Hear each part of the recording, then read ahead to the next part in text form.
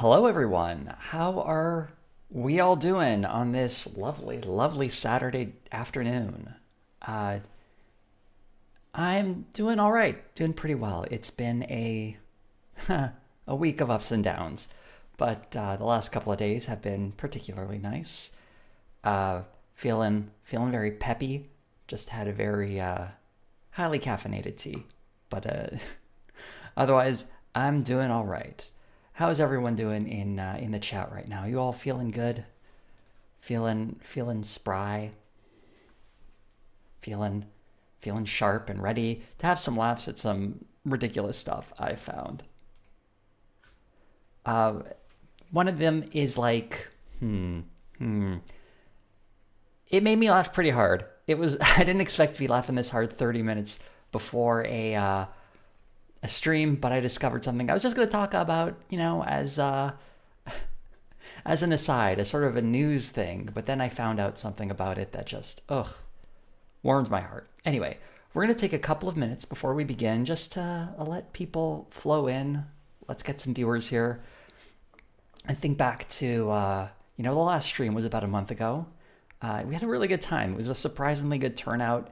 And, during that stream, I said if people show up to support the stream, I'm going to keep doing them. So that's why it's only been a month. I don't do streams very often, but I thought, hey, it's a lovely May Day. Let's have another stream. And thank you for the reminder, William, that the Leafs blew it again. Yeah. That was a shocker. The Leafs blow it in the playoffs. It's what they do best, isn't it? I'm feeling pretty good because yesterday I had to go to the dentist, and I just had this. Over the last couple of weeks, I have not been taking the best care of my teeth. If you're someone who knows me, you know I care a lot about my teeth. And I got a clean bill from the dentist saying just, keep up doing what you're doing. And it's like, whoa. After a couple of weeks of, you know, going around town, eating a lot of sweets with friends who were visiting from out of town, uh, it's nice to know that my dental hygiene is still holding up. And what else has been going on? Oh, I saw Gundam Seed Freedom a few days ago. What a joy. The most Gundam Seed movie I've ever seen.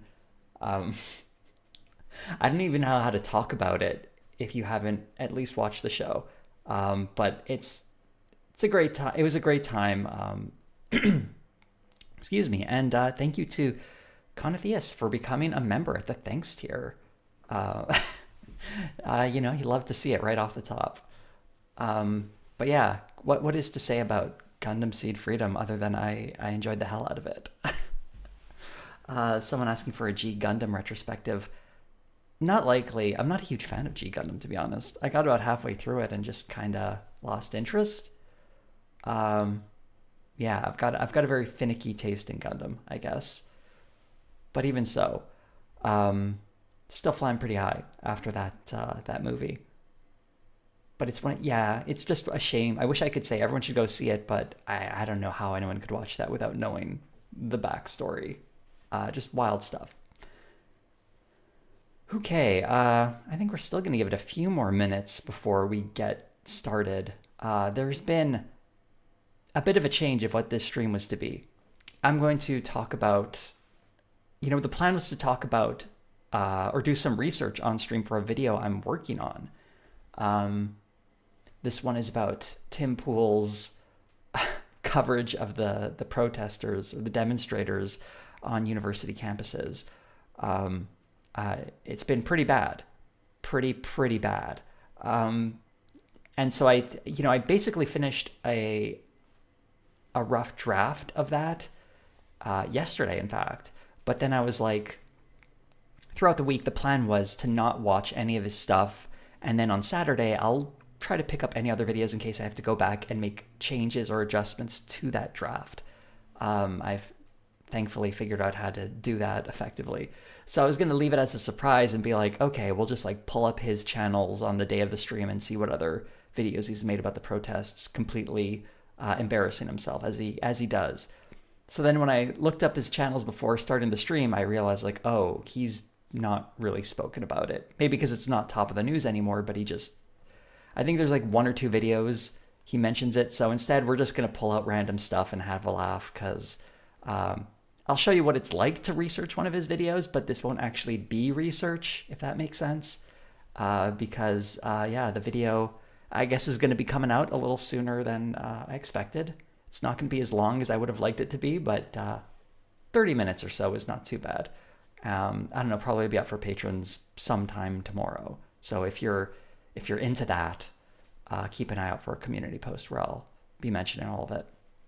I do have to watch it again at least one more time to make sure it's all put together. Although when I watched it for the first time, it held up pretty well. It's only 30 minutes, but it's not a bad little video, even though I had to cut out like 10 minutes of stuff I didn't like, which I don't know if that's a good sign or a bad sign. I never can tell with my videos. But hey, it's going to be coming to you all, and I hope you all enjoy it when it's ready. But before all of that, we have to talk about... someone's asking, do you watch the videos after they air or live? Do you have a research question before watching videos, or do you get an idea of a video after seeing what he says and dig deeper? To answer the second question first, I always have a research question in mind before going into any videos. He produces way too much content. I can't just blindly go into whatever and see what's up. I wanted to talk about the response to the campus demonstrations, and originally I was thinking of doing it through Ben Shapiro, but his commentary is just too ridiculous and unhinged. So I went with Tim Pool because it was a little funnier, but also similar in its just detest for free expression, basically.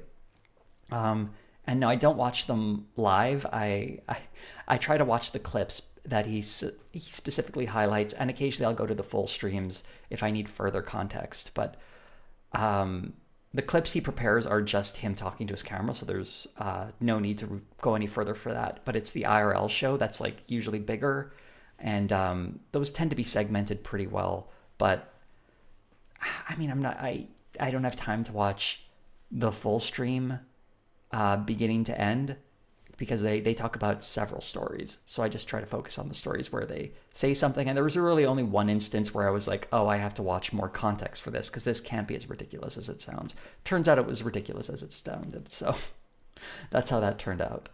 But hey, we're still going to have some fun here. And before we start, I wanted to talk a little bit about the news. I'm sure you're all super excited about the upcoming release coming out tomorrow. Of course, you're all excited about that new animated series, right? You all know it. I want to see it in the chat before we move on. Assuming you're all like me and super into everything that's coming out of the Daily Wire. That's your first hint, everyone. And there we go. Someone already got it. Mr. Burcham. Yeah. Did everyone see the new trailer for that thing? I have it right here. We don't really need to watch the trailer. It's pretty rough. It's pretty bad. But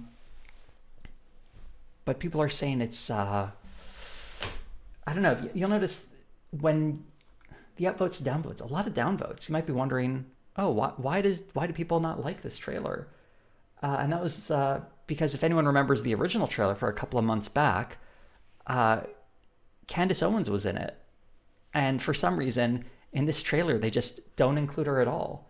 And I was just like, oh, I guess that's weird. But I wanted to go back to the original trailer and be like, I'll just see what her role was in that. It's got to be kind of awkward, right? But the thing is, when you go back to the original trailer, and I don't know if someone's talked about this before, but I only just discovered it 30 minutes ago, they cut her out. They cut her out entirely. She's not even in the original trailer from 5 months ago. In fact, if you look at this section, where is it? Right here, where it lists all the actors. You can't even see Candace Owens anymore. And I know for a fact in the original it mentioned her because I happen to have the original trailer. In fact, we're going to look at that instead, just so we can see a point of comparison. Actually, we're just going straight to the Candace Owens part. I know you can't see it, but I'm going to move it over to the other screen. Because in the version that's uploaded now, we've got, we have Jay Moore. Here's for closers, ladies. Listen up. Hey, don't make this a prison. There's Danny Trejo, very upset he's here. I'm a heteronormative. And then it blinks and goes to Tyler Fisher. But if we go back to the original trailer, it looks like this. is for closers, ladies. Listen up. Hey, don't make this a prison hug. Don't do anything stupid, other than last year. I made. Oh, and there she is. They just cut her out entirely. In fact, remember this little cast listing? And she's not there. Well, if we go, where is it? Oh, look. There she is, right under Kyle Dunnigan. Oh, it's like they not only cut out the footage, they actually uploaded a whole new version of the video. So they like removed her entirely. That's a power I don't have, and most other YouTube channels I don't think have. So special privileges for the Daily Wire. Someone's asking if I can upload the backup to the Internet Archive for archival purposes. Sure. I've never done that before, but why not? Better to be there than just sit on my hard drive forever.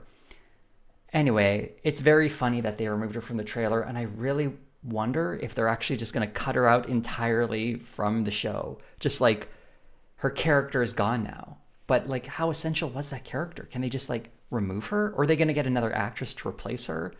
Ooh, I'm curious. Either way, it's very funny. It sort of reminds me of I don't know how many people remember this bit of like wrestling history, but CM Punk quite famously walked out of the WWE while and they just sort of like memory hold him, pretended he was never there. But then they had a movie coming out. It was like some Flintstones crossover, and CM Punk was like one of the main guys in that. So even though he had left the company, he was still in one of the, like their movie releases. I guess their Flintstones crossover, which it's very, very funny. This is funnier just because everyone is terrible here. But yeah, I don't know what they're going to do. It's a whole season. How can you cut a character out of an entire season? Or maybe they'll get Gina Carano to play Candace Owens' role. Actually, I think Gina Carano's on the outs with the Daily Wire. She's not doing anything with them right now, as far as I can tell. I think it's probably because Terror on the Prairie didn't perform so well. And the fact that they were trying to make 2 movies, but then she objected to having to wear a mask, so they had to shut down production for one. So I think the Daily Wire lost a lot of money on that. But someone is asking, I don't really follow right-wing hack drama. Why is this a thing? Well, to just go back in time slightly, Candace Owens had been making a lot of statements on the Daily Wire's platform, specifically in support for the protester. Well, not really sort of protesters, but a general anti-Israeli sentiment. Not because she has principles, probably just because she's anti-Semitic, if I had to guess. And Ben Shapiro did not like that, and they had publicly clashed a lot of times, and eventually got to a breaking point, and they went their separate ways, and this has created a lot of negative response from the people who watch this stuff. It's kind of funny seeing it's one of those like let them fight moments, right? And I'm pretty sure hurting the Daily Wire. I mean, this Mr. Burcham trailer getting so many downvotes, I know this is just an estimate, but still, that's a lot of downvotes. I think, and I hope they're losing some subscribers over this, because Candace Owens can do a lot more damage to them than they can do to her. She doesn't have a ton of options of where to go to next, of course, but like, they can't afford to lose subscribers. I'm pretty sure the Daily Wire has a very narrow profit margin. So when they lose, if they're making a profit at all, I know the revenue is good, but I also don't know what their expenses are. Someone just asked, do I know the controversy of Eurovision? I am well aware of that. I don't really follow Eurovision. I just know that Israel participating has bothered a lot of people across Europe, and a lot of people are protesting it. I can't say I'm going to be boycotting Eurovision because I wasn't going to watch to begin with, but I know how big that competition is in Europe, so that's a very big story. Okay. And yeah, everyone, I very much appreciate the sort of competitive relationship we're seeing between Candace Owens and Ben Shapiro. Yeah, I hope they can really just and do as much damage as possible to their respective platforms and reputations. Oh, and someone asked, can Russia still partake in Eurovision? I think they're still banned. I'm pretty sure they were banned last year. I imagine for this year as well. But I don't really know. Maybe someone who knows more about Eurovision can speak to that. Okay, what else do we want to say about Mr. Burcham? Do we even want to watch the season 1 trailer? It's not very good. I mean, it's a minute and 36 seconds. I guess we can soldier through this to close the door on Mr. Burcham. And someone remind me to upload this original version of the trailer to Internet Archive. All right, let's go. Yeah! Headshot! Dad, my teammates can see your junk. You're welcome, ladies. Yeah, I'm already done. This was awful. I kind of want to react to that because I'm streaming and they're talking about streaming, but I don't think that's really how streaming works. You don't just show the person on screen the whole time. But I don't know. I don't think they really understand how Twitch works, I guess. People are asking for Tim Pool. This is how bad this thing is. People are like, I don't want to watch this. I'd rather watch Tim Pool. It's like, whoa, that's an extreme reaction. We can get a little further in this, right? We can try. First day of school means the bet is on. First one of us to get. Oh yeah, someone pointed out they like stitched this together. They did some audio stitching here, right? Listen to the bet is on means the bet is on. There's an obvious audio cut there. School means the bet is on. Did you guys hear that? It's an audio stitch where you can tell two different takes were stitched together. School means the bet is on. I don't know if the final version is going to be like that, but it's weird. Like, why would you put that in the trailer? Why would you put, like, sometimes that happens in a finished product, and don't tell nobody, but that happens in my videos on occasion. But don't put that in the trailer. One of the first lines you hear. And it's such a short line, too. Couldn't they have just done it again? But I imagine they don't have a ton of money for this, so they couldn't bring people back to re-record stuff.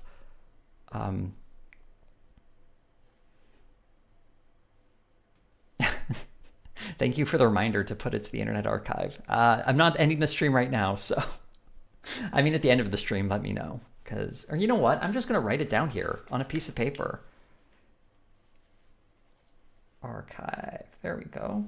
Now I'll remember. Is the Weird Splice... We don't know if it's in both because the main show hasn't come out yet. That comes out tomorrow. Will I be watching it?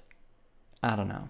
I kind of don't want to watch this at all, and I've covered the Daily Wire a lot recently, so it's feels tiring. I kind of just sort of was readying myself to talk about Snow White whenever that comes out, and I might talk about this in passing instead, just so I'm not always going into that. Anyway, someone asked, am I going to react to Tim's lies about Ukraine too? Not in the video I have prepared, but maybe we'll cover that today if it comes up. He does lie about Ukraine, doesn't he? A lot. He lies about everything. It's a sickness with him. Anyway, we can probably get a little further than 15 seconds in this trailer. First one of us to get inside. Suck, Mr. Buttchunk! Ah, Dill got it. Rule number 1: no phones in the wood shop. Fish it out after class. Did you notice the cat dabbing? Wow, that's a great joke from 4 years ago. Found some really great school uniform options to avoid misgendering. Ooh, what about their allergies? Maybe those theys could be lactose intolerant. No, we can't say intolerance. We have a zero tolerance policy for mentioning intolerance. Okay, I'm about done now. That's a bit all I can stand of that. It's just so, oh man, it's just kind of depressing, isn't it? That's the real, bummer I get from all of this. They have a budget, but this is the best they can do. 50 seconds, but we're not going to do this at all. Someone asked me if an AI wrote this. Kinda. It feels like that way, doesn't it? I imagine they have a production team working on this. Just no one with talent, I guess. I don't even know what to say. It's one of those things that basically explains itself. This is just bad. This is just bad. I've never been a fan of Adam Carolla, so I've not really been bothered by this descent from relevance he's been making, but it still feels like he's been making the same jokes for as long as I've been aware of him. Anyway, Mr. Bircham can go away. We've spent more than we need to. Do people want to see a video about Mr. Bircham? Really? Like, is this a thing people want? I'm just kind of curious now that I'm asking, and I have my audience in front of me. Does anyone... I kind of don't want to cover it at all, but I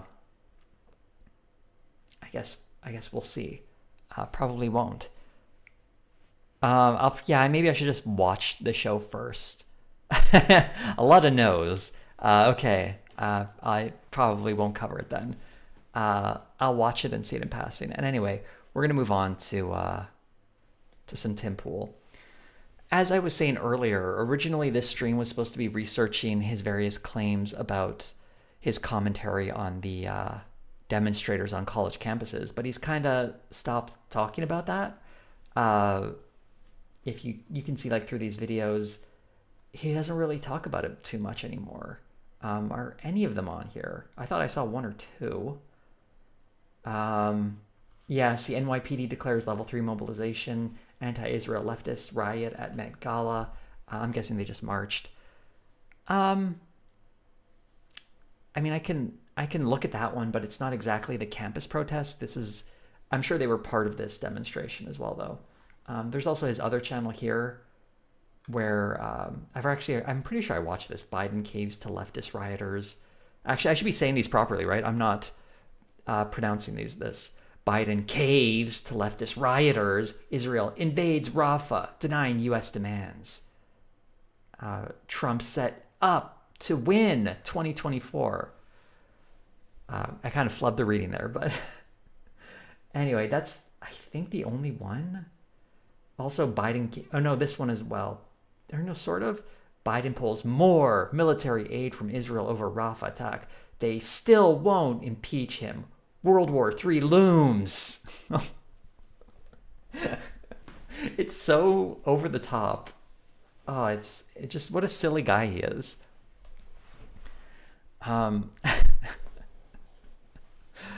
Well, I guess we have some options to start off. Do we want to open this to a vote? Do we want to be all democratic about this? Which of these three videos, because these are the ones that are the closest to me actually doing research, which is what I intended for this stream to be. And then we can, like, I don't know, find some other goofier stuff for later. I think he had something about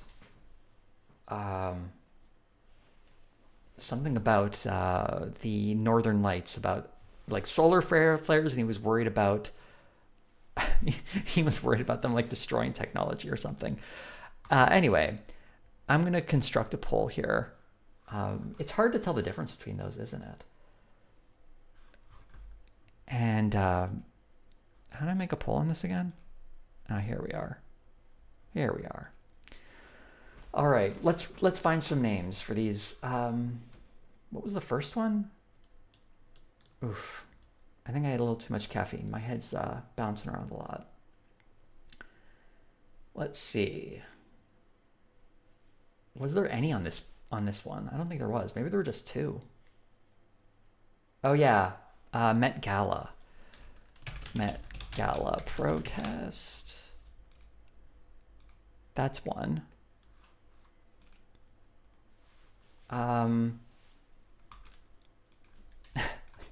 Biden caves to leftists. I love the title of that. Like, oh, Joe Biden, we leftists control him. That's why he's wagging his finger at Israel. That's what the leftists have been screaming for.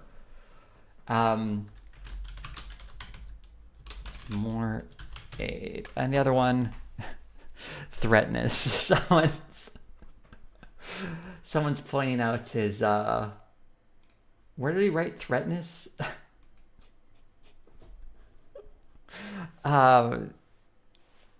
Where's the typo? Did I miss the typo? Did I accidentally read it? I must have missed it. Anyway. Row 2, third video. I guess here. Oh yeah. Judge threatens. It's in the thumbnail too. Oh my god. Wow.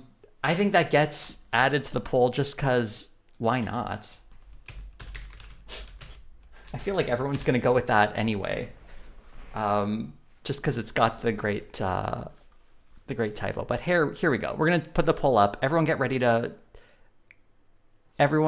to vote, because here comes the poll.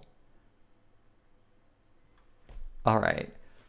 Those are the 4 options. One of those videos. I'd like to say that this is one of the rare times I've seen a typo in one of his videos, but this happens a lot in his one of the other videos I covered also had a weird typo in it. Yeah, I guess the threatness the threatness is gonna win this, unfortunately, but maybe I shouldn't have put it on there. Anyway, someone asking me about do a video on Sargon's new podcast, Lotus Eaters. It's not new. He's been doing that podcast for a few years, hasn't he? It's just that no one really cares about him anymore, so that's why no one's really. It must feel new, doesn't it? I don't know if he says anything worth talking about, but he's, yeah, he's not that interesting a guy. It's not 2018. Maybe though, if he has a particularly bad video or episode that someone throws my way, it might be fun to cover on a stream. But anyway, yeah, it looks like Threatness is gonna take this by a. Although the okay, it's got 42% of the vote. It's not even close. Judge Threatness. So there we go. 124 votes. Wow. Only about a fifth of you believe, or a quarter of you believe in democracy. I'm a little disappointed by that, but hey, it's Threatness time. Also, I should say, some people might be here wondering about the next sitcom retrospective and how I said we were going to decide that on the stream. We are going to do that a little later. I think we're going to do that after we have fun laughing at Tim Pool. I don't know how long that's going to take though.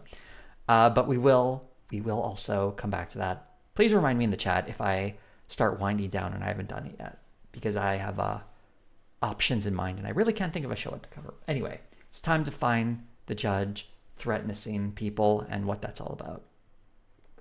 What is this? 14 minutes. Oh, it's from IRL. So I don't know who's on. Let's see who's on first in IRL before we just dive into it. See if I can recognize any of these names. We've got Hannah Claire, Libby, Serge, and Leela Hart. So I know the names. I couldn't tell you a heck of a lot more. But obviously 3 of the hosts are from those rotating chairs who just kind of work with work at the compound that Tim has started. And I don't know, Leela Hart. Does anyone know who Leela Hart is? I sure as heck don't know. But hey, let's... Oh, did anyone mention the typo? That's a good question.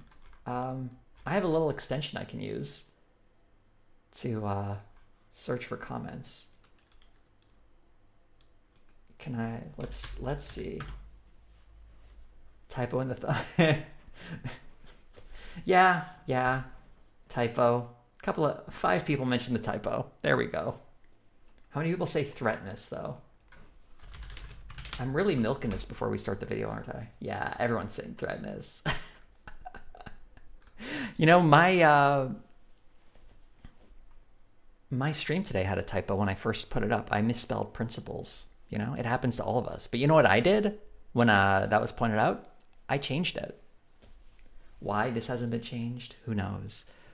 Luckily, this is just a typo, and he's not doing something really embarrassing, like putting the photograph of a guy who wasn't a criminal and presenting an innocent man as if he were a racist mass shooter. He didn't do that, at least, right? Not in this video, anyway, because that's the sort of thing that would get you sued for millions of dollars. Anyone who might remember, that's the thing that's happening, by the way, to Tim Pool. as well as a number of other people who falsely identified someone as a mass shooter. Best of luck with the lawsuit, folks. Let's jump into this video, though. Let's jump to this next story from the Post Millennial. We're both jumping into stuff. Let's try and get this optimal audio. Let me know if it's a little too loud, too quiet as we go along. Thanks. Trump reacts to Judge Merchan's threat of jail. Frankly, our Constitution is much more important than jail. Trump basically... Okay, first off, terrible impression. Also, the Post Millennial, his favorite source. For those who don't know, this is one of like the most garbage sources for right-wing news you can find. Just wow. It's sludge. I don't know what to tell you. This website is sludge. It was recently hacked though, which is very funny. Someone pretending to be Andy No and coming out as trans was the main page for the Post Millennial for a little bit. That was pretty funny. I think they stole a bunch of data though. I don't know what they said they publicly released it, but I don't know if anyone's really gone through it in any meaningful way. I saw on Twitter they were posting about various people who have memberships for Post Millennial having government positions, but I don't know if that was necessarily verified. Really interesting though. So yeah. The full video of the title of this I should read is Judge Threatens Trump with jail time again. Trump responds and says Constitution is more important. Okay. Let's go. He's literally saying, frankly, our Constitution is much more important than jail. I'll do that sacrifice any day. He got fined again, and the judge once again threatened him with jail time. But Trump, of course, is saying he would make that sacrifice. They're trying to stop him from speaking. This is the crazy thing. Okay. I feel like we have to describe what's actually happening in the story before we move deeper into this. Luckily, this is a story I've been following slightly. The gag order is not to just have Trump not talk about anything. But the problem is Trump is talking about the judge and the judge's family and basically putting giant targets on these people's heads. He's like endangering like the staff. He's trying to threaten and intimidate witnesses.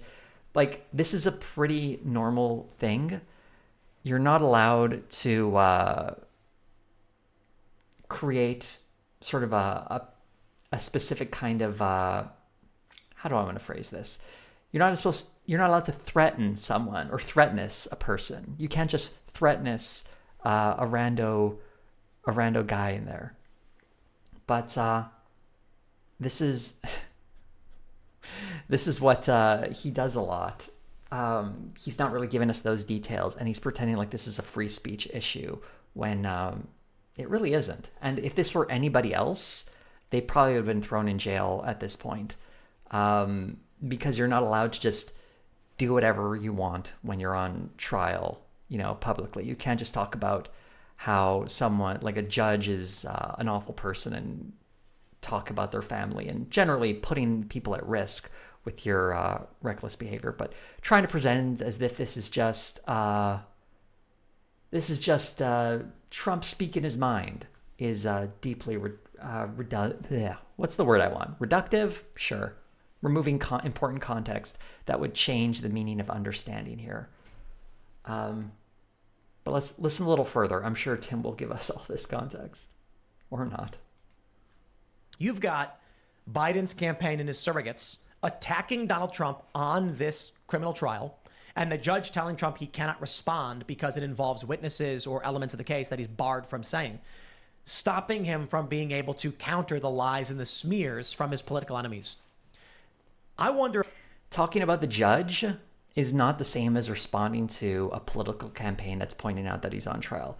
Notice how we're not finding out who are the enemies and surrogates smearing him. I don't know. That's the sort of thing I would want to include. I'm not a fan of saying like, these people are suggesting something. Who are these people? What are they saying? Oh, those are details I actually like. Oh yeah, is this a criminal trial? Or is it a civil trial? I'm actually not entirely sure. I thought it was criminal. That's why he has to appear in court, right? Anyway. If Trump wants to go to jail. Gutfeld today on The Five said he hopes Trump goes to jail because then he's guaranteed to win. I don't know that I believe that, but there is a theory among some Democrats that Trump is trying to provoke just enough so that he will get put in jail, but it has to be done in a way that makes it look like the court is being overbearing and not that. He's trying to provoke them just enough to get thrown in jail. Like, that's literally all they can do, right? Like, what else could they do? Like, the penalties will exceed jail time. But actually, I should let him finish this thought because I feel like he's building up to something silly here. That Trump is being boisterous. Well, to a certain extent, that would make sense because he has gone along with what they've said, right? He didn't go to the Supreme Court, even though it was his right to go to the Supreme Court. He took down the tweets by 2:15 after he was ordered to take down the Truth Socials by 2:15 last week. They held him in contempt again. I mean, he continues to play ball and... He has been... How many times has he been censured by the judge here? Like 10 times? And this woman is like pretending like, oh, he's just going along playing ball. No, he's not. And he's being given so much leeway. Like, they're acting like Trump is either trying to finesse this or trying to like delicately navigate this field. They're presenting him as he's like this wise genius when it's more like he's a petulant child that this court is doing is like basically bending over backwards to accommodate this guy. Whoa. But one of the lines I have in my upcoming videos is how praising Trump is basically Tim Pool's version of buying a vowel. Whenever he doesn't know what to do in a video, he'll just sort of throw out a random, oh, Trump's great kind of thing. He does it a lot he does it a lot with when he's talking about the demonstrators on campus, which, to be honest, aside from a few statements, isn't really a Trump adjacent story. It's very much about how these students are upset at the Biden administration and their universities. But then he'll just sort of be talking about that and just be like, you know what, we got to get Trump back in office. It's not going to be perfect, but he's going to do good stuff. And it's just, why are you talking about this, dude? Why did this story suddenly have to become a pro-Trump one? But that's just his way of going, way of being in the world, or way of creating content, or some other description that's apt. Do what they ask him to do, and they continue to go harder against him, which does make him look, substantially better, it turns out, than if he just continued to flout their rules, which... Imagine if he was doing that. Like, in reality, that is what's happening. If you look at even what he said, he's not flouting their rules. So even the when they held him in contempt last week for the Truth Social posts and the campaign posts, a couple of them were the exact same post, just reposted, and they did it again. It's just like with the 34 count. It's the same payments, right, in invoice form, receipt form, and billing form. Right. They're claiming that reposts are his speech as well. Yes. Yeah. So now I guess we have precedents that retweets are endorsements. Well, and last week they were basically... It depends what's being retweeted, right?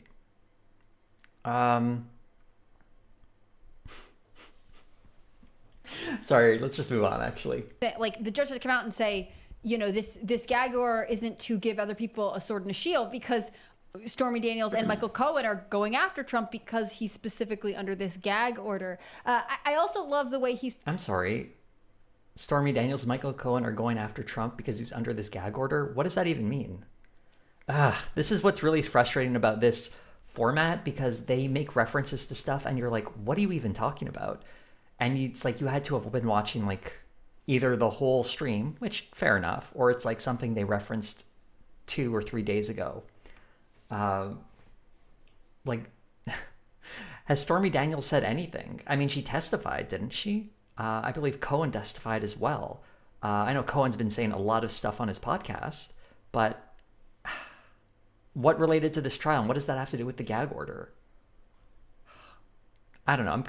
I'm not a huge fan of these various talking heads. And this whole show, the frustrating thing is it often feels like it's less a conversation so much as it is people just making points adjacent to one another. They don't often engage with what they're saying. They kind of build off one another, I guess.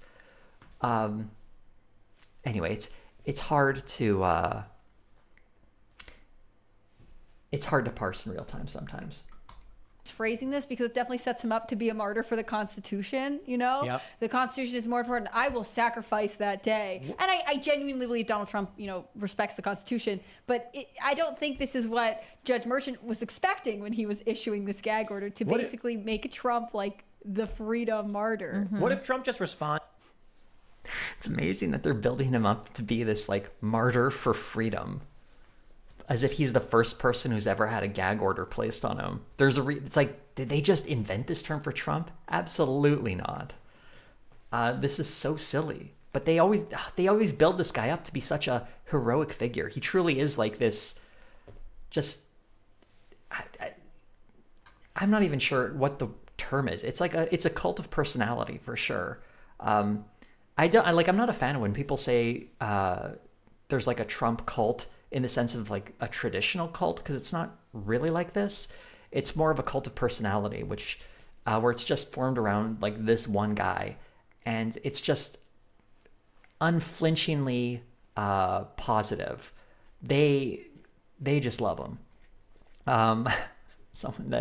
This is actual TDS, Trump derangement syndrome. The opposite, yeah, I guess. But let's go a little further in this. I didn't post that. That was an assistant. Well, that's the same. I mean, he didn't enter the bookkeeping records either. That was some bookkeeper who probably, but if they're Michael saying, Cohen. It was just some bookkeeper. And I love that defense. This is just a bookkeeping error. Like they said, the money was in one place or another. It's like, yeah, that's what fraud is. It was just a bookkeeper working on their own. Even though Michael Cohen was literally found guilty of doing this, by the way. So it's not like they're just pulling this out of nowhere. I think they just said Michael Cohen's name. Let's see if they even address that. Trump is gagged, he can say, no, the Trump page isn't me speaking. Mm-hmm. It's just the Trump brand. It's a brand page. But I think Libby's right. They would treat it the same way, where they're like, well, now this is a trial. And that would give Trump, if Trump really wants to go to jail, he could respond with, I'm not even posting these things. It's a campaign account run by staff promoting my campaign. And they're saying it's my speech. There was also the thing, too. I'm sure Donald Trump is is not in any way working with his campaign. Oh, great point. He can be like, oh, it's not like this is my speech. It's just my campaign, which advocates for me and which I have a pretty heavy hand in running. And also I've hired all the people who run it. And also, come on. Where the Trump campaign was saying that Bragg was bringing in witnesses that didn't have anything to do with the case at hand, right? They like these just like some extra porn star or whatever who they just threw in as well. And that's interesting given that the Harvey Weinstein case was just thrown out because the prosecution brought in witnesses that did not have a criminal claim in the case who were just like totally extraneous. So I wonder to a certain extent if Bragg unwittingly is setting up this case to be thrown out by the appeals court anyway. I mean, it was always the weakest case. And again, they've had I think 11 witnesses called on behalf of the prosecution. Prosecution's saying they need 2 more weeks to finish this before the defense can present. So it's being dragged out. All of these witnesses, there was one current. IRL is so dull. What can I say? I think these guests are kind of bland. How do people feel about this video? I don't know. I'm feeling a little flat towards this, to be perfectly honest. The comparison to Weinstein is a bad one, saying like, well, Weinstein got off on a technicality, so maybe Trump will get off on the same technicality. Is that the point you really want to make? Is it really? I don't think you do, actually. I don't think that's the comparison you want to draw. But yeah. This is why IRL is such a tough show to cover. It's very boring people saying very boring things. And honestly, I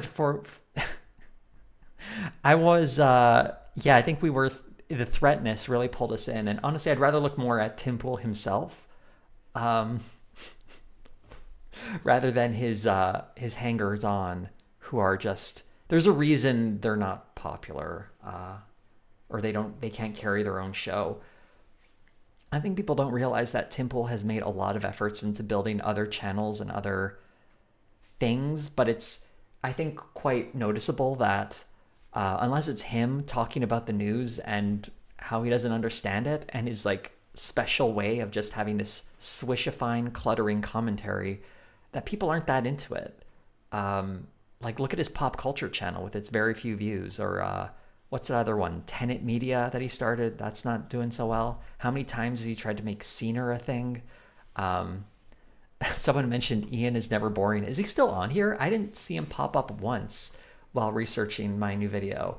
I don't know. Maybe he's taking a break. But Ian would at least be funny. Well, sometimes funny. Sometimes he'll say things where you're like, oh my God, what is wrong with this man? But yeah, I feel like we have to step away from the IRL podcast and instead maybe focus on Tim's solo commentary and making an executive decision here, because I am just, yeah. So this is all the IRL stuff, I believe. So we're gonna, wait, is that Ian there? No, that's some other guy. Okay, anyway, who knows what's up with Ian? Go with God's grace, Moon Lord. Fly the stars and try and figure something out. Instead, let's look at one of these lovely videos. And since apparently I'm not going to be able to do any research because he stopped talking about the demonstrations, maybe Caves to Leftist Rioters. Do we want to talk about that? Or any of these other videos? What do people see? The Russell Brand baptism. that was funny.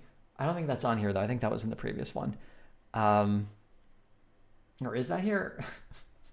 About RFK Jr. talking about a worm ate part of his brain. God. Wow. COVID vaccine pulled from market. Wow, okay. He's still on the COVID vax stuff. Why not? Why Nick Fuentes is censored. Oh, man. I think... Yeah. Where is that? I thought I saw that. Was that also on the previous page? Because I want to focus... Oh, yeah, there it is. Tim McPool explains why Nick Fuentes is censored. We got to do that, right? We got to do this. I didn't know there was a fight between Jake Shields and Tim Pool, but I think we're going in, folks. We're going in.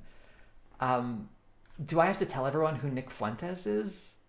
That he's a noted Nazi, I guess, or a white supremacist, or just an all-around bigot. He's a bad dude. We know why he's not allowed on social media platforms, because he'll just get on there and say a bunch of hateful stuff. But hey, I'd love to hear how Tim Pool explains this. I have a feeling he's going to be a bit soft on Nick Fuentes. I suspect. Nick Fuentes comments on the Tim Pool Jake Shields Twitter fight. Now, many of you may be saying, what is this all about, Tim, and why are you engaging in online drama? Well, actually... First of all, is anyone shocked that he engages in online drama? I'll pull it up in my streams because it's good for a laugh. But Tim loves the online drama. But anyway, looking at this a little more closely, maybe he's going to go anti-Nick Fuentes because Nick said something negative about Tim? Maybe? I don't know. We'll see. I'm very curious to see where this goes.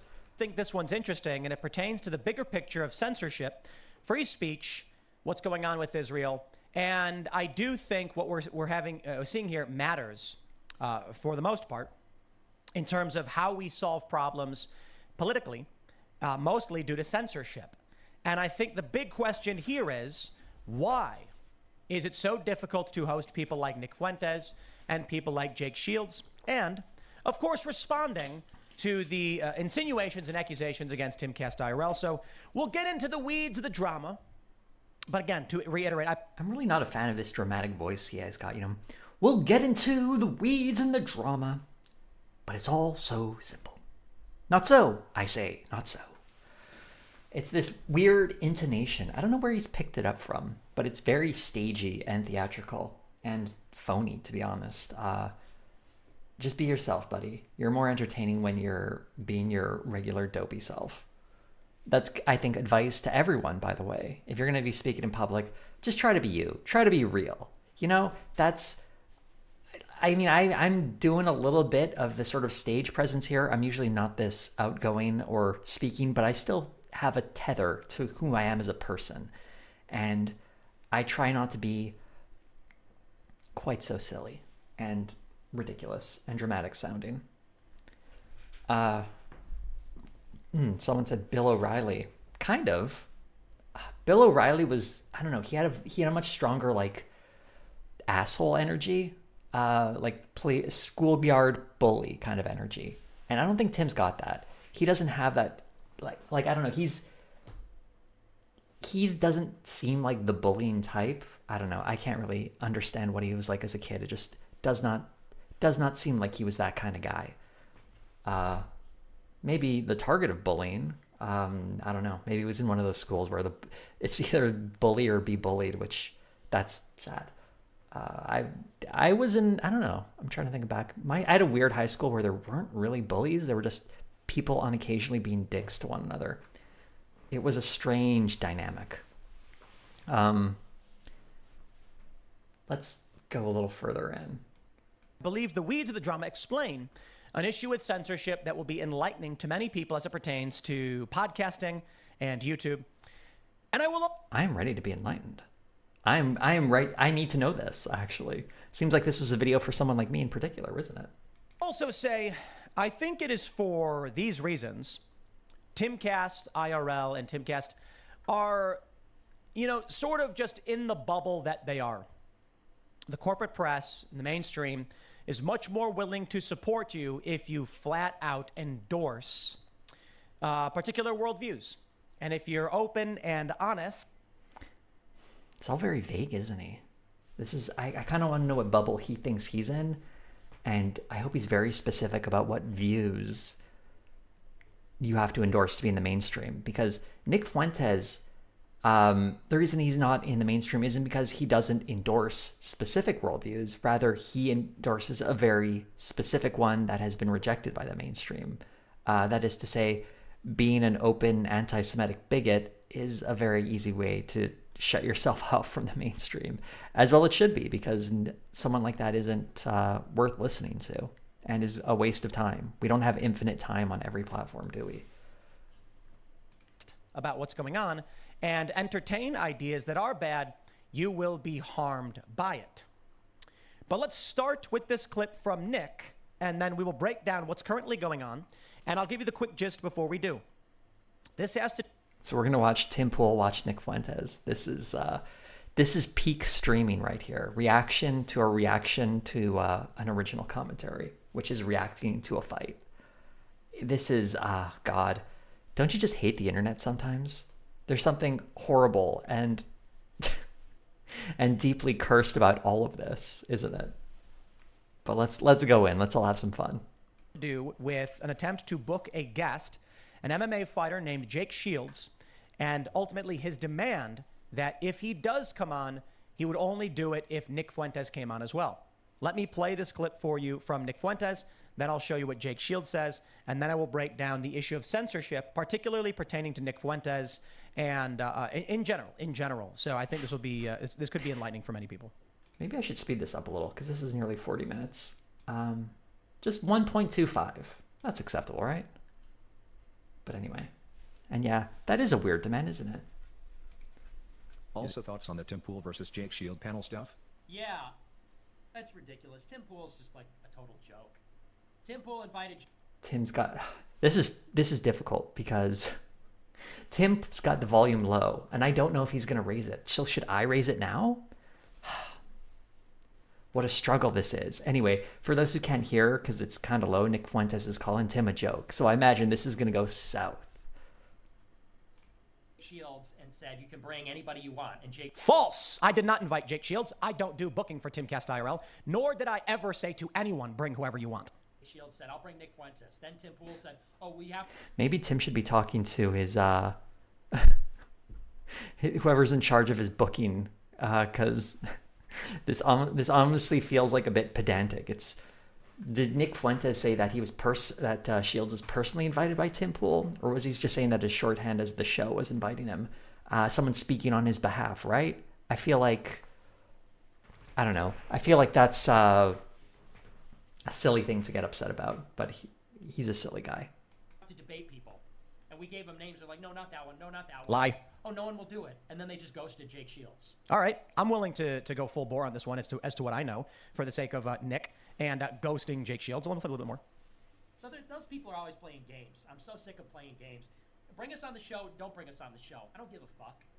The show sucks anyway. Bring us on. Don't bring us on. But stop playing games and lying. Oh, well, we can't have you on because, well, you keep asking to come. We won't bring you on because your followers ask. We won't bring you on because no one will debate. Shut the fuck. Do it or don't do it, and shut the fuck up. Stop with the games. But you know what it is? They don't want to admit that. Why is Nick sitting like that? I don't know. It's very distracting. He's like going to tip off his chair. I don't know. Just sit on your chair like a normal person. I had to mention that before. Moving on. They have sold out. They will not bring me on because they are terrified of being censored. That's correct. Just say it. Everyone knows it. They keep making up countless excuses. We can't bring them on for this reason. We can't bring them on for that reason. Everyone knows they're afraid of losing their channel. Fine, just say that. You're not a free speech platform. That's exactly what we told Jake Shields. So let's go back and I'll play a little bit and then we'll break it down for you. Do it. And does it really need to be broken down? Nick is saying they're afraid he'll face consequences if he brings Nick onto his show. And Tim's like, yeah, that's right, because he doesn't want to face the consequences of having a noxious guest on. Even though Nick Fuentes was on the show when Kanye West was on, and someone mentioned in the chat. Sorry, whoever that was. But yeah, it's a good reminder. That was what happened with Kanye West. Nick Fuentes was on the show. It wouldn't have been his first time. Maybe Tim is a little more jumpy just because he had a couple of videos taken down because he had Alex Jones on like 2 years ago, and he was really upset that those videos got taken down. I guess anyone would be, although they're a couple of years old. I don't know how many views they were still getting. But yeah. And they just ghosted Jake Shields. Didn't ghost Jake Shields. He texted me like a week ago. I don't know. I was just in Mar-a-Lago. I'm running a business. I record 16 hours a day. It's absolutely remarkable where it's just like, you know, you have these people, and it's so rough. It's so rough, right? You try to give everyone you can the time of day, okay? I got 2 million followers on X. I don't even look at mentions anymore. I can't even respond to people for the most part. Sometimes I might pop in, but usually I don't. And on this channel, it's like 1.2 or whatever million. IRL's 1.6 million. The Culture War is 1.3 million. And our podcast is another 1.3 million, the podcast platform. And these are overlapping but largely different audiences. We track this. I strongly doubt. I strongly doubt these are not largely overlapping audiences. Also, when he says that's like total number of views, I'm very certain they're not unique views either. But anyway, he's still got good numbers regardless. So yeah. Through unique viewership. And certainly not the biggest show. We average the largest live audience, but it's impossible for me to deal with literally everybody who I'm trying to talk to. And I actually told Jake Shields, text me like once a week because I'm busy. But let's play more. Those people are I'm busy. I'm so sick of playing games. Bring us on the show. Don't bring us on the show. I don't give a fuck. The show sucks anyway. Oh, sour grapes now, huh, Nick? Bring us on. Don't bring us on. But stop playing games and lying. Oh, well, we can't have you on because, well, you keep asking to come. We won't bring you on because you're... Do we really have to watch this again? A joke of a man with no principles. Last month he told me he told me he would let have and Nick Fuentes on to debate Israel. Later he called and said he didn't feel equipped to debate and needed to find multiple Zionists for the panel. False! I don't debate Zionism. The Culture War show, when it is a debate, is, as anybody knows who's watched it, 2 different people. For instance, maybe you watched last week's episode on abortion. That's not really a response. Where we had a pro-choice pastor and a pro-life activist. And of course, because of the disparity between, like the moderate position and the leftist position, certainly I had many questions for the pro-choice guy, but I certainly had questions for the pro-left individual as well. And many people pointed out we had Vosh and Charlie Kirk on Timcast IRL. Again, I moderated. Wasn't that like over a year ago? There are certain things where I may debate someone. We did have an episode of Vosh where we debated. And my position being like classically or traditionally liberal versus their progressive position is when we debate it. However, let me tell you what happened. Actually, let me finish his tweet for him. He says, I called him back last week to see what he wanted to do, and he ignored my calls. Eventually, he had his employee tell me that he changed his mind. Personally, I believe a man should always keep his word, and if he doesn't, at least have the balls to talk to who you lied to. These are our brave right-wing influencers. I wonder why Nick Fuentes didn't want to mention Laura Loomer. I wonder why Jake and Nick did not mention Laura Loomer. I like Laura. I think she's fierce. I think she's the biggest Trump support. Why are we talking about Laura Loomer? I feel like I've missed a huge chunk of whatever is going on in this beef. But yeah. Also, someone noticed the tongue clicking. He does that a lot, doesn't it? Imaginable, and possibly the tip of the spear of all spears, one of the most effective at getting PR. Really, wow. And so, considering Laura is Jewish, and I believe, I don't want to put words in her mouth, a Zionist, we said this would be the biggest show ever. Let's do it. Laura said no. I'm like, okay, you know, sorry, Laura, to bring your name up, but if this is the game they're going to play, and they don't want to mention the show we tried to organize, with all due respect, maybe Laura's unable to do it for whatever reason. Those are her reasons. I don't do booking. I don't know. Maybe Laura, I don't know. I can tell you this. Cassandra Fairbanks does booking for Timcast IRL. I don't. I often don't know who the guests are. We have a guest. This is kind of exhausting. Can you get to the part where he talks about Nick Fuentes and why he's censored? This all like who is or isn't booked on the show is not. This is nothing. This is nothing. Right? Oh, he says Israel? No. Let me show you. When he says you lie like a Jew. Oh my God. Wow. Okay, I can see why you wouldn't want that person on your show. Although nice that that's just on Twitter these days. Wow. On his Twitter account, there it is, right on the screen for you. He's not talking about coming on and debating Israel, okay? And wow, I can't believe this guy is like, thing is, it's not like it's not like Tim was like, I don't even know who this is. He was trying to set up, he just said he was trying to set up a thing with Laura Loomer. Maybe we got this guy on a show, and all of a sudden he drops that bomb, and now he realizes, like, wait a second, this Jake Shields guy, maybe he's got some issues.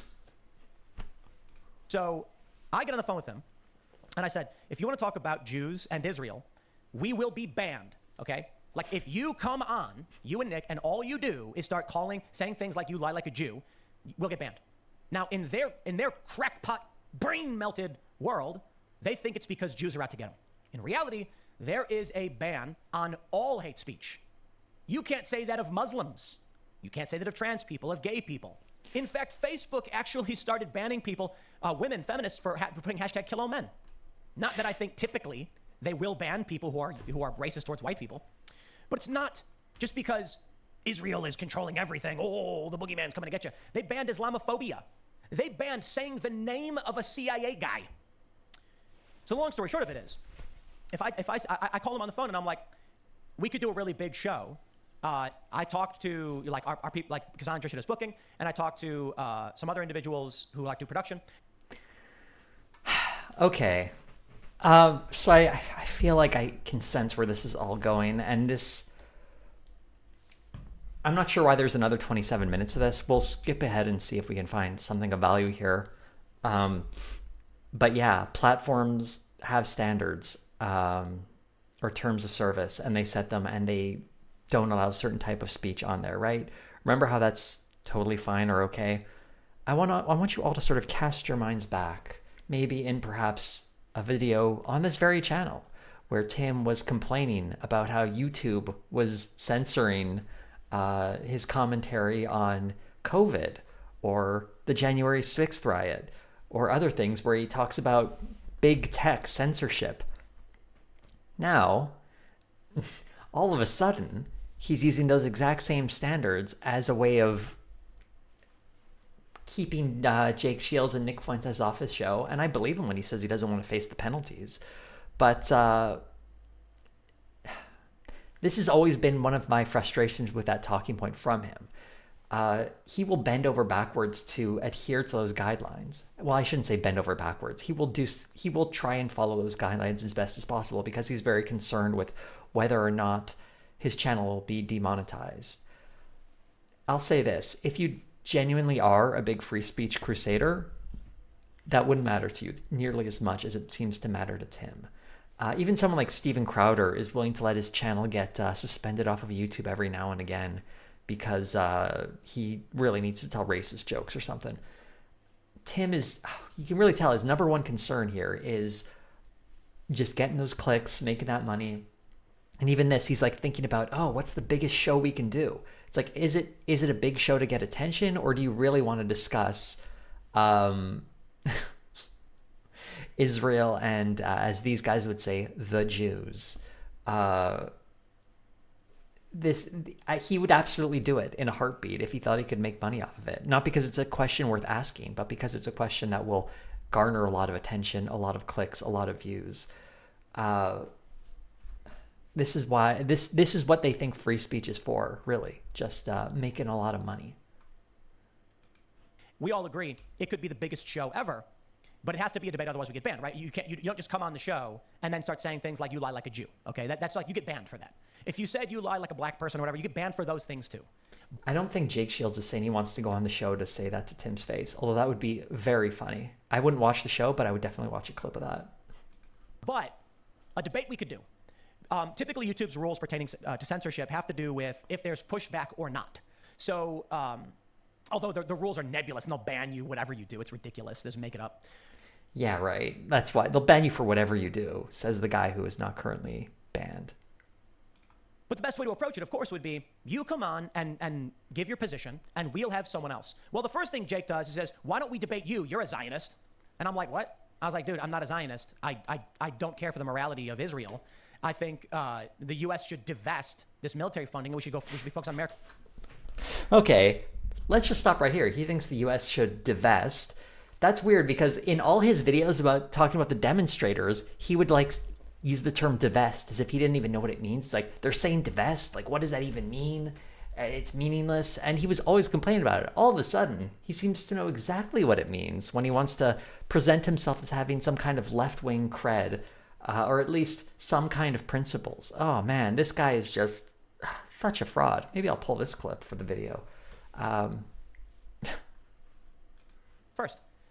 And he was insistent, but you're a Zionist and everyone at your company's like, I'm like, most people here are like America First libertarian. And I'm like, Jake, you know Cassandra. She's like hypercritical of Israel all the time.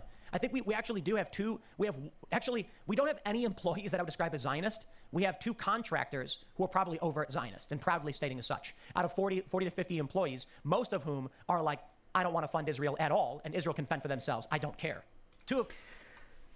I don't think he knows what Zionism means. This was a complaint he was been making over the last couple of weeks, how people call him a Zionist, and let me just like, I'm just acknowledging that Israel exists. And like, it's just a weird statement of fact. He's dodging the question about the legitimacy of Israel as a state. That is to say, the presence of Israel is an expression of the Zionist project. It's like saying, I don't know, that Canada is a colonial settler nation that's baked into its history. It's a reality we currently live with. I mean, we're very far removed from the colonial period, but in that Canada is now independent of the UK, is what I'm trying to say. But it's still like, we still feel those reverberations today. There are a lot of Indigenous people who have to live pretty rough lives because of the nature of Canada's history and its status, basically. As for like, Zionism is an ongoing project. Like, what's happening in Gaza right now is part of like the Zionist project. To sort of just like observe it and say, well, I'm not taking a stance for this, is it's cowardly and lazy. And a lot of his commentary isn't just about like its expansion. He just sort of presents what's happening in Gaza as a war. And, you know, sometimes things happen in war. It's like, not really. War crimes, for instance, exist. And genocide, by the way, is a thing.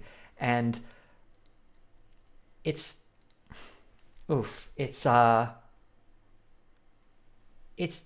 as simple as he's presenting it to be. And really, he's just trying to dodge this is the whole topic entirely, because he's a huge coward. And anyway, that's why people call him a Zionist, I guess, because he sort of perpetuates this status quo as normal, and for it to be continue to be normal when it's clearly not sustainable is tacitly supporting Zionism, even if you don't consider yourself a Zionist.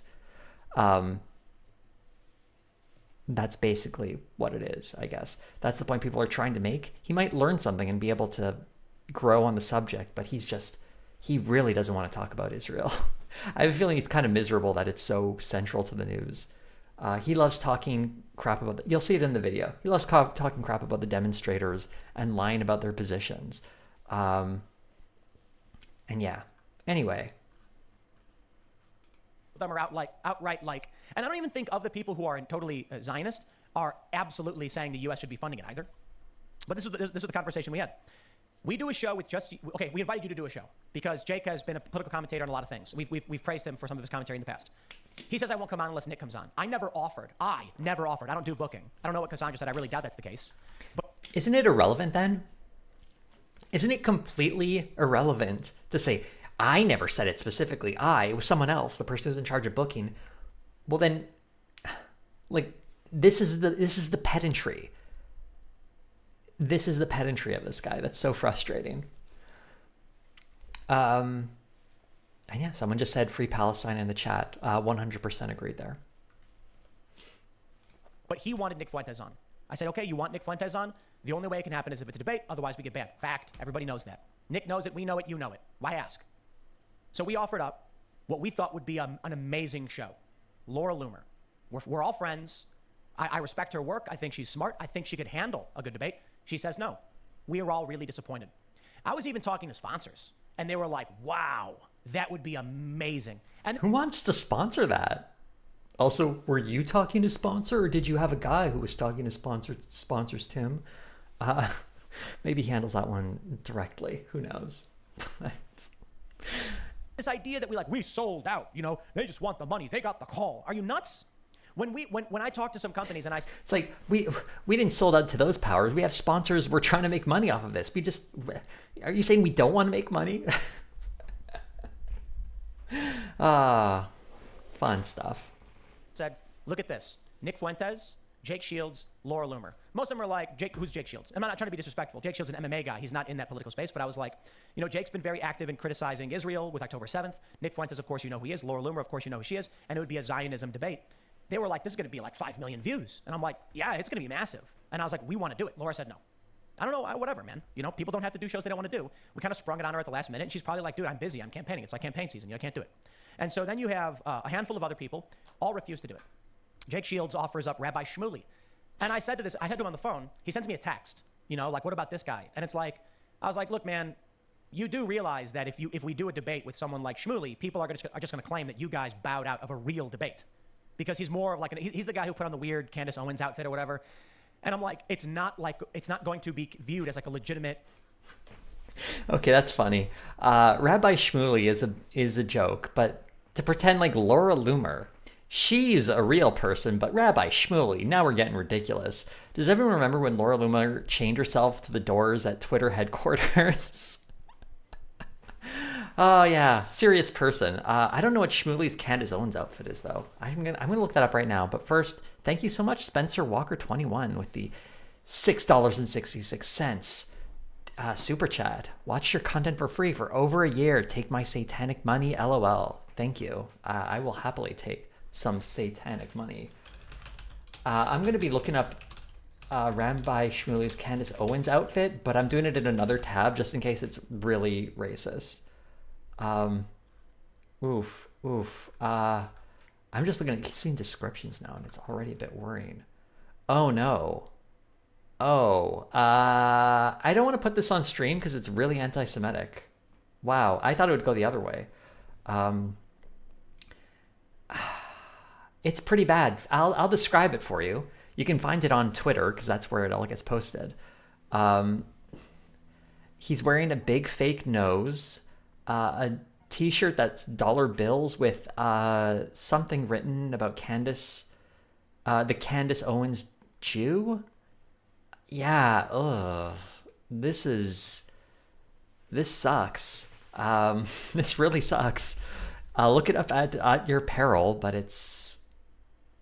yeah, I'm not putting that on my stream. Sorry, folks. No racism on the stream today. Actually, no. What are we talking about? I'm watching a Tim Pool clip. It'll probably come up, and probably has already come up. What am I saying? But I won't bring up I won't put the image, this image up. Thanks. But let's go back to this video, which I'm feeling a bit feeling a bit fatigued already. But so let's take a moment to fill just 3 cats in on what's happening. In this stream, we're watching some random clips of Tim Pool having some fun laughing at him. This one is apparently a beef he's having with Jake Shields and Nick Fuentes. Apparently, Shields was going to be a guest on Tim Pool's show. Shields wanted to bring along Nick Fuentes, and Tim was like, "Oh, we got to make it a debate show now." He tried to get Laura Loomer, who didn't want to do it, and some other people to join up, and they didn't want to do it. So I guess he couldn't find a proper opposition. And Tim was like, well, I can't have Nick Fuentes on unopposed or else I'll get in trouble from YouTube. So there we go. That's caught you up. And believe it or not, that's 13 minutes of the video I just distilled in 30 seconds. That's my power as a YouTuber. Battle of wits. And he agreed, at least presumably. So it was like a week ago. He texts me asking like, what's the status or whatever. And I don't know what I'm doing. Look, man, I have probably like 1,000 texts. I get 300 to 400. He's very busy. Thank you, Fuzzy Numbers, for the $5 super chat. Just wanted to say my aunt and I loved watching your All in the Family essay. Hoping I can radicalize her with your political content. That'd be pretty cool. I try to keep it all very accessible. And I'm glad you enjoyed the All in the Family video. That's a video that could use some more views of everyone watching. If you haven't seen it yet, I highly recommend you check it out. It's I didn't expect it to do great, but it's actually done a little worse than I anticipated, which has me a little down, a little sad. But hey, hopefully over the long haul, people will discover it and it'll find a wider audience. We'll see. Let's go back to this silly video. 100 emails per day, and I can't answer them. My phone's muted completely, no vibration, and I never answer it. That's why I told Jake a month ago, text me every week, so it stays in mind. Because we never said no. We were like, we're trying to figure it out. Well, what ends up happening is, I guess he hit me up last week, and then he went to... Okay, I'm going to skip ahead when we get past this drama of who called who, because I do not care. Let's get back to the censorship claims. Well, that was a funny frame to stop on. I don't know why this one's making me laugh, but let's waste Nick Fuentes' time. What? It's the stupidest thing in the world, and this is the world that they live in. And so here's where we end up. So Jake starts going off, reposting a bunch of smack talk about me. Notice how Tim's nearly getting ratioed here, huh? He's got 10K on the original, and the response is pretty hot. Interesting. Whining like a little baby that we won't have him on our show. The cringiest, like, he says, and it's his show, he can do what he likes. I just don't like liars or people too cowardly to tell you they changed their mind. It's funny to me how these people who hate Israel so much are like the whingiest crybabies. Like, oh wow, Tim is calling someone a crybaby. Now you know that person's crying a lot if Tim's calling it out. I gotta tell you, most of these people are like, I don't even want to say beta, because beta males are second in command, they're lieutenants. It's a misconception. They say you're a beta male. I don't care about his commentary on data. Like, get to the censorship. Jeez, this is all just so petty. This is so petty. Hurt people, and this is exactly what they're doing now. So let me break things down for you, because I got no problem talking about it. I don't care. They're like, Tim's scared. That's one of his favorite talking points right there. I don't care.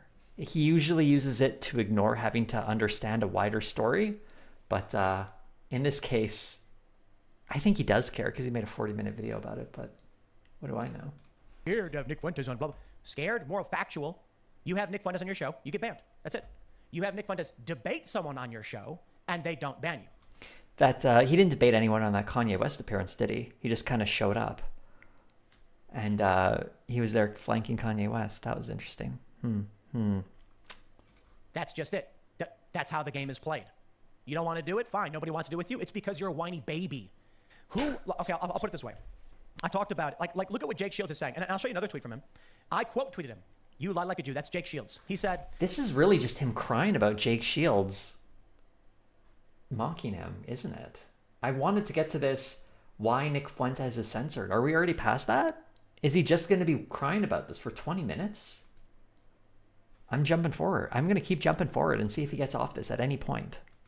Jake Shields says, bring Nick Fuentes on. We know, like, okay, we know what that means.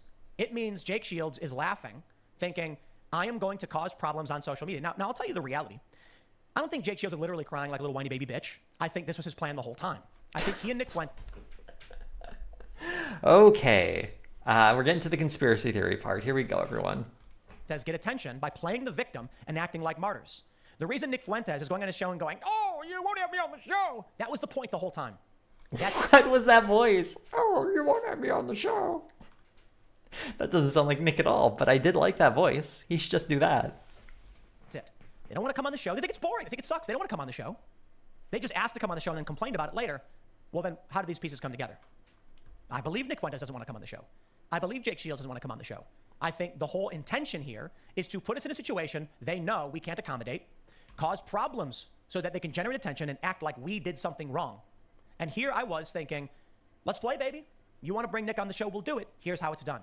Unfortunately for them, everyone hates them. And nobody wants to come on the show. Nobody. And then he offers up like gag. Everybody hates them except for Tim, who will have them on. Assuming someone will come on with them. But someone asked it's on 2x. It's actually on 1.25. I can put it to 1.5 if people want to go it, but I'm going to like jump forward a little bit. Is he just going to cry? Ooh. Why is this taking so long to load? Did YouTube just go, You drop in the middle of the woods and say, survive. That would never do it. It's going to be the woke left and Nick Fuentes' fan base. I love this. He's always talking about like if getting dropped in the woods, who's going to survive? Because he's confident he will. Here's the thing. He's not. Almost nobody would survive alone living in the woods. Maybe for like an hour, but if you had to live there for the rest of your life, you'd probably be dead very quick. I'm so glad we could get to something like this because, good stuff. Good stuff. You put them in the woods, they're going to be like, I have no idea how to live. They're going to sit there and bang on trees, screaming and crying like babies. That's exactly what would happen. They would just bang on trees and cry. I know if I was trapped in the woods as a leftist, my first move, bang on tree and cry. I don't know how long I would live in the woods. I would do my best. I don't think I would, but I think most people probably wouldn't make it. Yeah, but some of you might. Some of you might. I won't be too. I shouldn't be too hard. There are people who can. I'm imagining a scenario where like someone snaps their fingers and you're in the middle of the woods. If someone like prepped and like brought materials and stuff and knew where they were going, knew how to live off that land, they could probably do fine. But I don't think the average person has that knowledge, that skill set, or anything. I think it would be pretty rough on everybody. Thank you again, Fuzzy Numbers. $2 super chat. Tim would also run to the bear over the man. Maybe. I think he thinks he would tame the bear. Oh, there was one thing I had to cut out of my video. It was a really funny story he told. Oof, I would like to... maybe I can pull it up. Actually, I don't remember what video it was in. But I can find it. Everyone, I can find it. Maybe we should watch that video instead. I think my script's going to pop up here on this screen for half a second. But I'm going to move it over real quick. Or am I? Is it not going to let me grab? Ugh. Computers, right? Anyway. There's a very funny story he told about freedom. And he related it to a story about his chickens. I'm going to pull this up because this was really funny and I didn't get to put it in my video. This is from, what is this title? Speaker Johnson demands Biden deploy National Guard to purge anti-Israel protests, exposing bias. This made me laugh. Where was it? About 23 minutes. He's going to tell a story about his chickens and we'll and freedom. Make it work better. And my response is, I would rather Earth fail on its own accord than to be dictated to by someone who thinks they're smart enough to control everything. You know, I would rather be a wolf in the wilderness fighting for my survival than a happy golden retriever wagging his tail, locked in the kitchen, eating dry kibble every single day. He loves presenting himself as a badass. Don't you all notice? He wants to be the wolf in the wilderness, free. He's not the golden retriever who's been domesticated. You know, the wolf is better, but this is going to get even sillier. I would rather be free to walk outside in the woods, knowing a bear or a mountain lion can get me at any moment, than to be wrapped up behind walls and not allowed to leave. And that brings me to my final. The guy lives in a compound, by the way. I wonder how free people feel to leave there. I don't think they're being held against their will, mind you, but when you live in your place of employment, ooh, that's not very comfortable. That's going to create feelings of being trapped, to be perfectly honest. Final story on this one. Mr. Mutton Chops. Mr. Mutton Chops was a rooster. He was born in Chicken City in 2023. It's a sad story. Mr. Mutton Chops would jump out of Chicken City and wander around the grass, fresh green grass every day. And we kept an eye on him. We would bring him back in. He wasn't in the Chicken City proper. He was in the outside, which was still in a fence. And we knew that by him jumping out every day, he would eventually die. But you know what? It was his choice. And I said, I'm not going to, we thought it was funny. He will die. We get it. And we'd bring him back in when we saw him, and we'd open the door. And we wouldn't force him in. We'd open the door, and he'd walk on in. And then he died. Fox got him. Killed him. And it's sad. I wish he didn't die. He was a funny rooster. But the reality is, my attitude was like, look, man, you want to come out here and you want to run around in the grass, and so be it. That's your choice. So, let's pause. He seems to think the chicken is making a deliberate choice. Like the chicken is going, I will no longer be caged in. Let me be free. And Tim is going like, I respect your autonomy, chicken. To go out, put yourself in danger, and then get killed by a fox. This is actually you being very bad at caring for chickens. If you're just letting them wander into the forest where they can get killed, maybe you shouldn't have chickens. But presenting this as a story of like being a supporter of liberty and freedom, and you might be thinking, this is silly, this is weird, but it gets sillier. Now, the other thing is we keep all the other chickens locked up. They can't leave. And they're safe for it. And me, I understand that. I would rather be Mr. Mutton Chops, wandering around in the open fields with fresh green grass beneath my feet, than locked in a cage with dirt all around me eating kibble. And that's... He wants to be the chicken. That's who he is. Remember how the chicken got killed by a fox in this story? But, that's just the freedom Tim Pool says he believes in. This is the silliest guy. Wow. If only I could, does he know that no one can stop him? Like, if he wants that life, it's there. Just go. You could live in the wilderness right now, this free life where you don't have to worry about YouTube censorship. He's got millions of dollars. I have a feeling, though. He doesn't want that life. But it sure sounds like romantic and noble, doesn't it? We were just watching a video where he's talking about I have to live under the onerous burdens of YouTube and their content restrictions because, I can't have Nick Fuentes on or else I'm going to get banned. It's just the rules. But he's also a brave chicken that will go into the wilderness. That's how he wants to live his life, even if he'll get eaten by a fox. But crossing YouTube, that's a line he won't cross. Just, what a silly guy. Just... It's amazing that anyone can take this guy seriously. The question for all, and yes, I understand Mr. Mutton Chops died. That's the question for the deep state. They don't agree.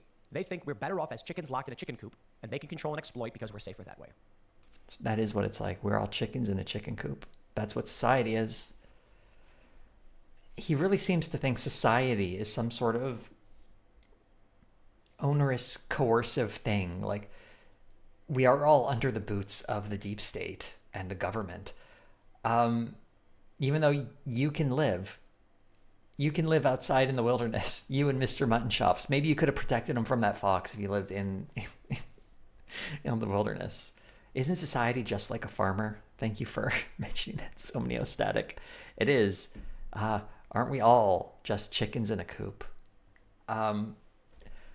It's a metaphor that I'm tempted to follow, right? Like this idea that we're all trapped and being managed, but it's not enough to just make the observation. He has to cast himself as some heroic chicken that's jumping out of the coop and wandering on his own because he has a dopey little YouTube channel. Truly a freedom fighter. I think that's the whole video. Let's watch the last few seconds. Why not? Well, now you get to reap what you have sown. TikTok has subverted your message and your narrative, and now it's exposed for everyone to see. This is an absurdity. Look, I get shutting down protests and arresting people, but you didn't do this in the summer of love. But now, spare me. I'm going to leave it there. Next segment's coming up at 1. Oh, we got an interesting story here. Notice how he's pointing out the hypocrisy of Mike Johnson of sending in, of clamping down on protesters and demonstrators. And it sounds like he's speaking up in their favor, right? But this is really just, and I had to cut this out of my video because I realized I was giving him too much credit. It's not that he thinks the demonstrators shouldn't be clamped down by the state. Rather, he just doesn't like how Mike Johnson is being inconsistent, or that he really doesn't like Mike Johnson because he's perceived as vaguely anti-MAGA now, I guess. It's hard to follow the sort of shifting loyalties here. Because in so many other videos, Tim is just cheering on the police going up to arrest demonstrators. Like, I have several examples in the video, but that was, I felt like I would be lying if I presented him in, as if he was in any way standing up for their right to free expression, because he'll happily support the police arresting everybody, regardless of their actions. He believes in collective punishment. It's pretty messed up. Okay. Maybe this is what I should do. Pull up these old, the clips I couldn't use in my video, because there was a lot of stuff I had to cut. Because, I don't know, this other one with Nick Fuentes, this is going nowhere, isn't it?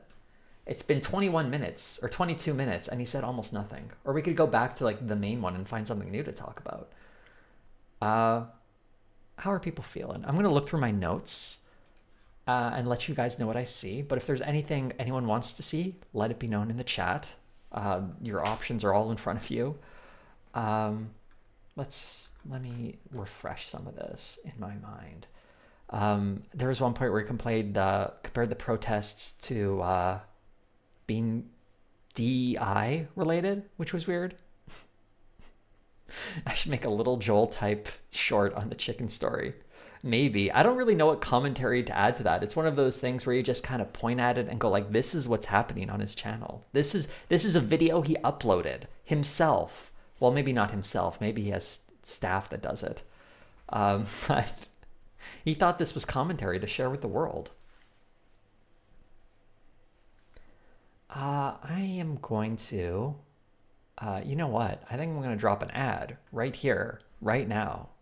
So I hope you all enjoy that while I read over my notes a little bit here. And if you're someone who has an ad blocker,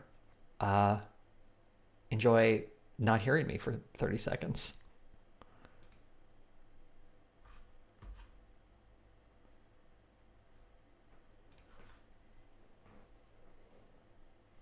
Or wait a second. Let me think. If I insert an ad, does it pick up exactly where I clicked the insert ad thing? Or does it pick up live, right? Shouldn't it pick up live? Anyway, you folks with the ad blockers can fill me in on that one. And maybe I'll just keep... Oh yeah, people with premium as well. You're hearing me now too. But hey, you're getting... you're getting the bottom of the tier Jose content right now, because I'm just filling time talking. Reading my notes, and there's I'm not sure what else to say about these older videos. I just really like that chicken story. How he's gonna be like Mr. Mutton Chops, and he's gonna break free of the coop.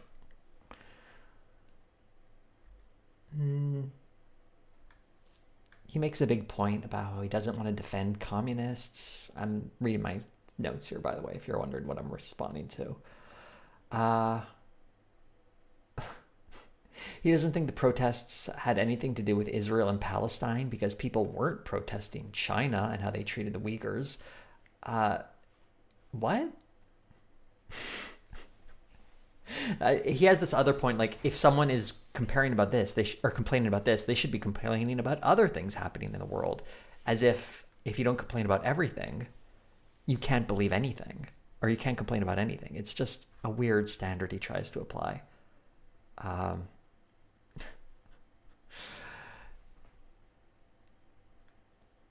Okay, I guess everyone's back from the ad, right? Or you skipped it? You all skipped it? Very cool. I don't know. Is any one of these videos people want to watch instead? Because I'm looking over my notes and there's not a lot that's jumping out on here. Not that there is lots of stuff, but it's all things that are going to be in the video, right? So, yeah. Or it's like it takes a lot to describe. So, what are people feeling like from these options we see on screen? We tried doing the Nick Fuentes thing. It didn't really work out so well. It was pretty boring. It was very petty. Just silly stuff. But we've got some other options here. We've got pro-Democrat emo song, Gets Roasted. Punk song, pushes generic corporate something or other. I don't even know what this song is. COVID vaccine pulled from market. Ooh, do we really want to do anti-vax stuff? Ugh. We got a super chat here. I can read that. Thank you, Goose. I sincerely apologize for using very YouTube-supported methods of not watching your ad just now. That being said, been a long-time viewer and love what you do. Keep it up. You're super entertaining. Thank you so much. That's really nice. And there's like a little number 1 here. Isn't that sweet? Whew, okay. Other ones we've got here is Biden pulls more military aid from Israel over Rafah attack. Gen Z is addicted to plastic surgery because of social media. Even then tried to what? Can I get that title? Try to look like filter? Oh, I guess looking like image filters. A little tough to read. You can tell maybe I should have my glasses on. Democrat journalist roasted after saying she's haunted after learning friends were closeted MAGAs. I feel like that could be fun. Biden case leftist rioters, whatever. Biden economic advisor roasted after he can't explain U.S. money supply. Democrat accused of rape bragged about bill used to target Trump in rape. Okay. Haunted by guns. This haunted, what do you think the odds are he genuinely thinks a person believes they're literally haunted by like ghosts? I don't think he would go that far. I think he understands it's a metaphor. Or not even a metaphor. What's the word I want here? It's just some colorful language someone is using. Maybe a poll, right? I'll do a poll. But I'm trying to find out which are the ones I would be more into. We've got RFK brainworms. Euphemism or idiom. Thank you.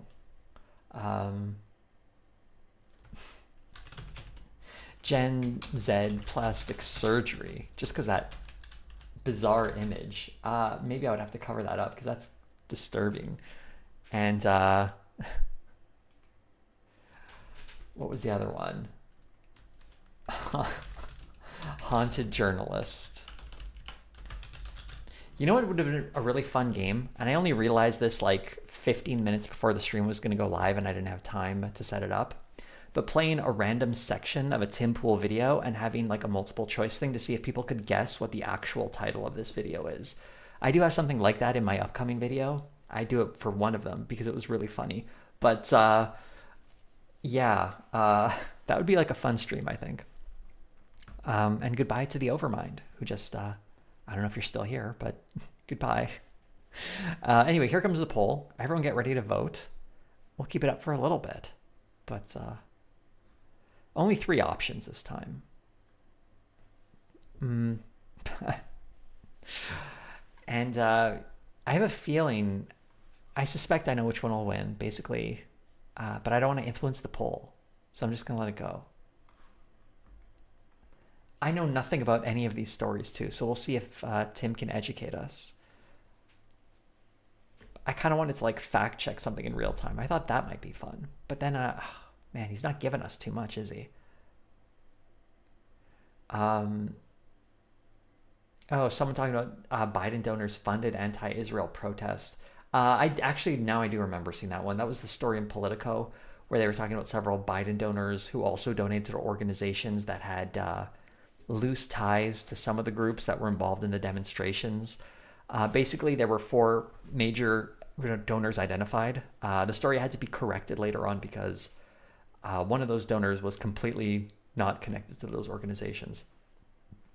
Basically, they would look at tax records and say, like, I don't know, the Open Societies Foundation, which belongs to George Soros, donated to this Zionist group, and this Zionist group has expressed support for the demonstrators.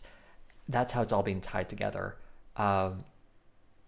It's not a particularly interesting article, and it's filled with many errors. The correction for that article is like 6 or 7 sentences long. There were a lot of mistakes in it, and it's I don't know what it's even trying to say, that Biden secretly supports the protests that are against him, or are his donors trying to, like, they've decided we don't need to donate to Biden. We need to donate to people who will criticize Biden. It kind of doesn't make sense, does it? And again, these are all based on like 2022 records. So it's quite possible some of these NGOs have changed their donation strategies in light of those protests. Maybe they're given more money, who knows? But if you think, for Tim's point of view, the way he presents it is if it's like, these are the donors who are pulling the strings, who are convincing all these empty-headed students to protest. They don't really believe it. They're just a bunch of idiots who are being manipulated by the powers that be, kind of thing. He really pushes it as a conspiracy theory, something the article doesn't actually say. I actually took it out of my video just because it got way too deep in the weeds and it's kind of boring, and I had to, I don't know. I just wasn't happy with that section. And I basically just summarized it for you all now. I guess it might be interesting to point that out just because it's him engaged into a vaguely anti-Semitic conspiracy theory while complaining that the demonstrators are anti-Semitic. There's an irony there, right? Okay, looking at the poll results. I guess I'll end it now. We've got over 50% of people are looking for RFK brainworms. Someone asked, how much of my videos end up on the cutting room floor? You know, it varies quite a bit. I actually cut more of this recent Tim Pool video than I did in the All in the Family one, much to my shock. That video is like, the All in the Family one is like 2.5 hours, and I think I maybe cut out 5 minutes because there was so much I wanted to say, and I spent so much time with that script. But this upcoming one on Tim Pool, I've cut probably 10 minutes or so, maybe a little less than that, maybe like 7 or 8. And the reason I'm cutting it is in many cases I'm just not happy with it, and I don't want to have to go back and rewrite, re-record, and re-edit stuff. I have done that for certain sections, but generally speaking, I find the video moves quicker if I don't dwell on every single dumb thing he says. Otherwise, it'll take longer for the video to come out, and you get into a case of like diminishing returns. I do have a little section at the end where I dunk on him, right? So that'll be fun. It's not the best dunking section, but it's 1 or 2 minutes on it. Okay. RF Jr. says, a worm ate part of his brain. Media claims GOP is scared RFK will help Biden hurt Trump. Wow, so much caps in this one. We'll set it to 1.5 because we do not want to dwell on this. But let's go. In all my years, and perhaps that's short compared to many of you, I don't know, I've never seen such a story pertaining to a presidential candidate. RFK Jr. says a worm ate part of his brain and then died inside his head.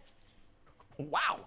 Hey, look, man, I'm not here to rag on the guy. It's just a shocking story for a major presidential candidate right now in this insane 2024 race. He is not a major candidate. He is at best a spoiler candidate. He has no shot at winning, none whatsoever. But hey, I guess he still has to pretend RFK is like a real contender in all of this. Okay. The big news outside of RFK Jr.'s worm in his brain is Republicans are starting to get worried about RFK Jr. Recently, he came out against gender-affirming care, Democrats call it. Though in the past, he said he didn't know enough about it and he wouldn't want to ban it outright.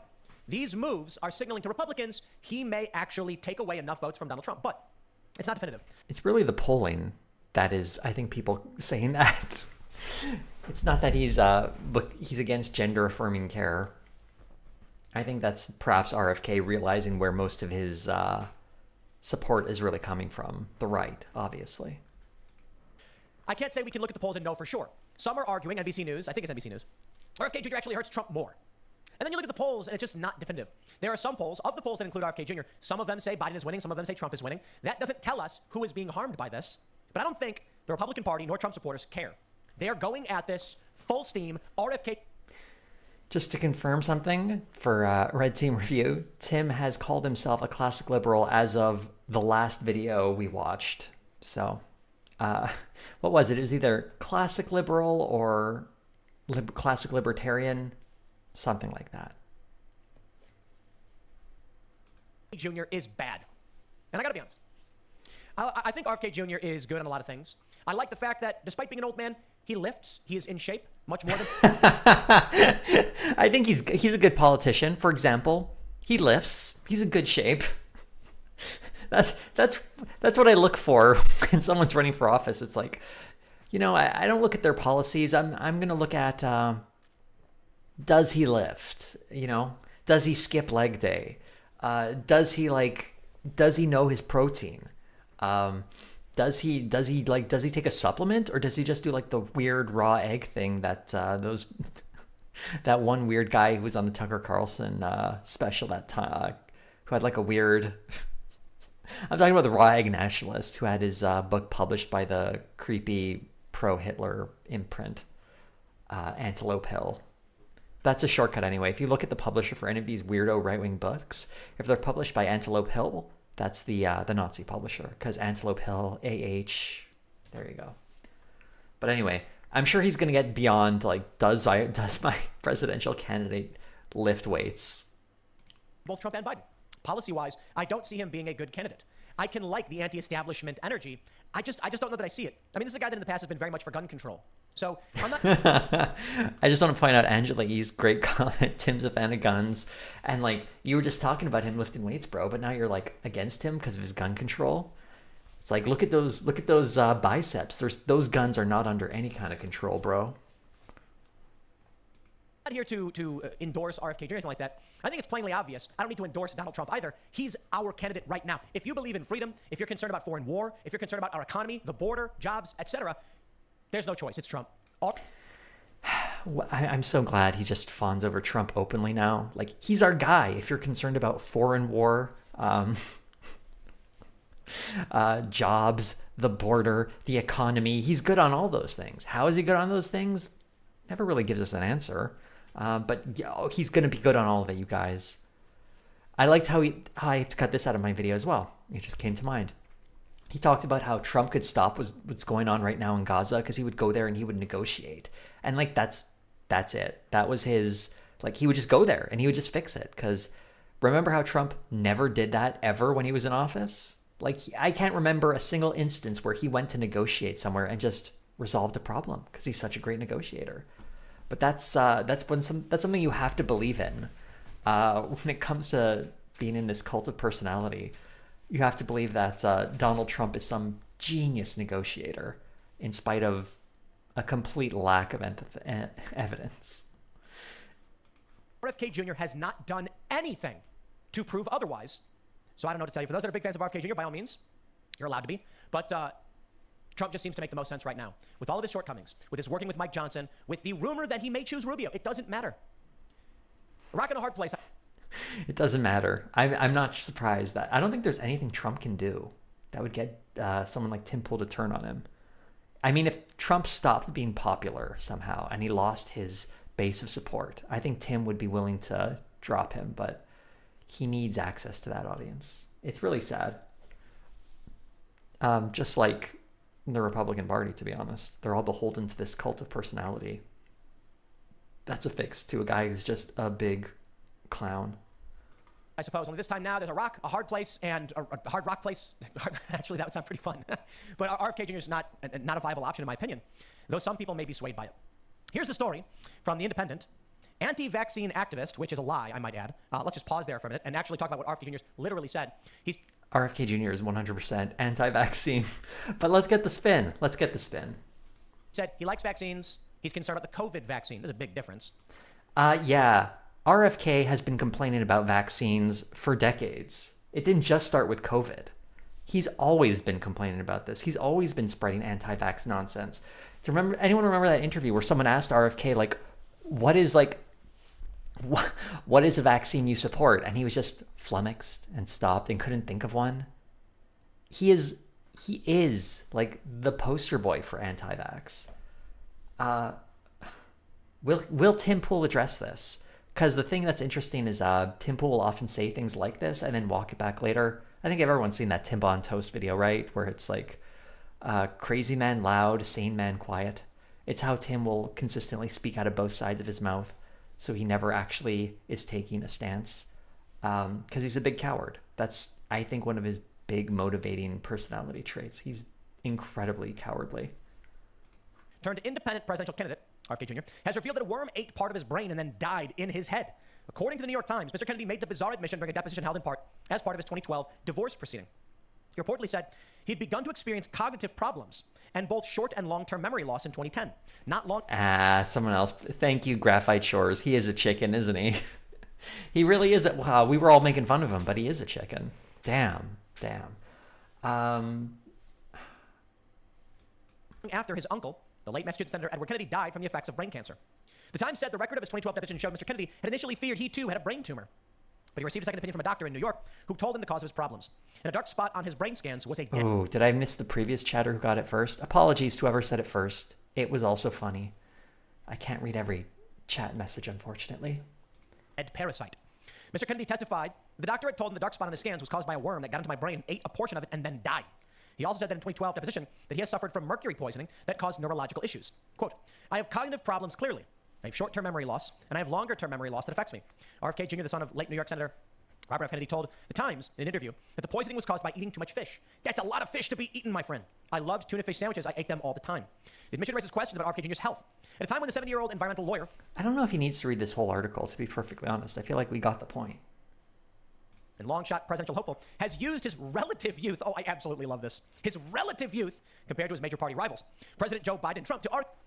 I kind of want him to expand on that, because yes, he is relatively young compared to the two guys who are like nearly and over 80 years old. Isn't RFK? How old is RFK? He's like, gotta be, he's 70. So yeah, 9 years younger. Relative youth. That's a fair statement. He is healthier and fitter than both to run the country.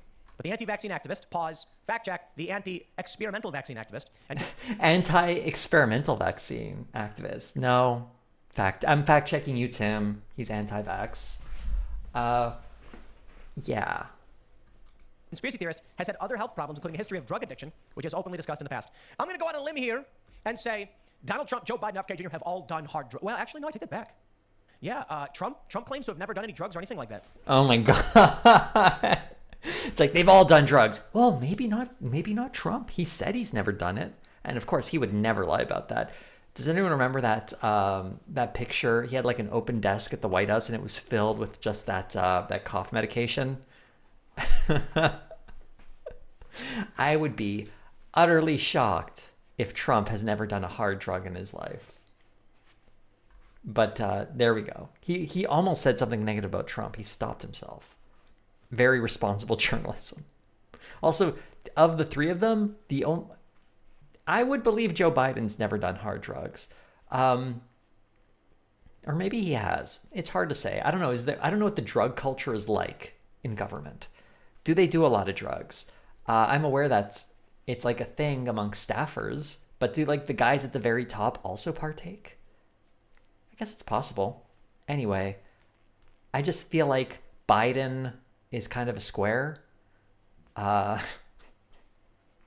but maybe he does.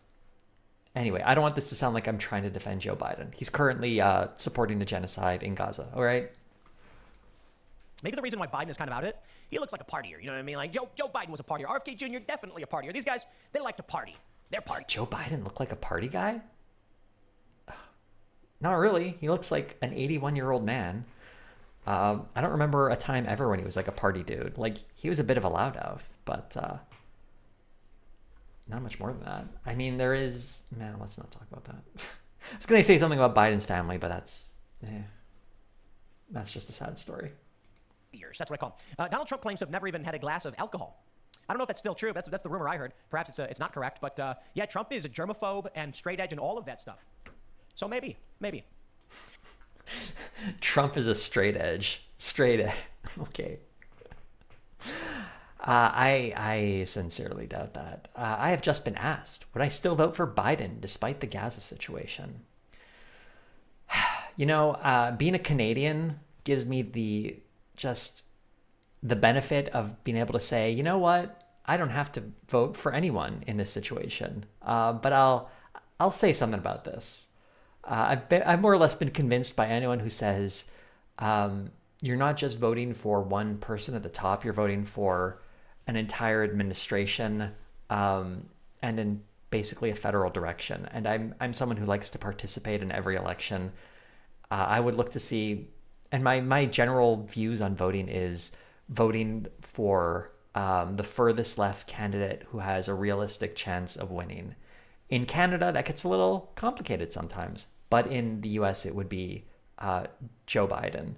I don't begrudge anyone who feels like they can't bring themselves to do that. I probably would vote regardless.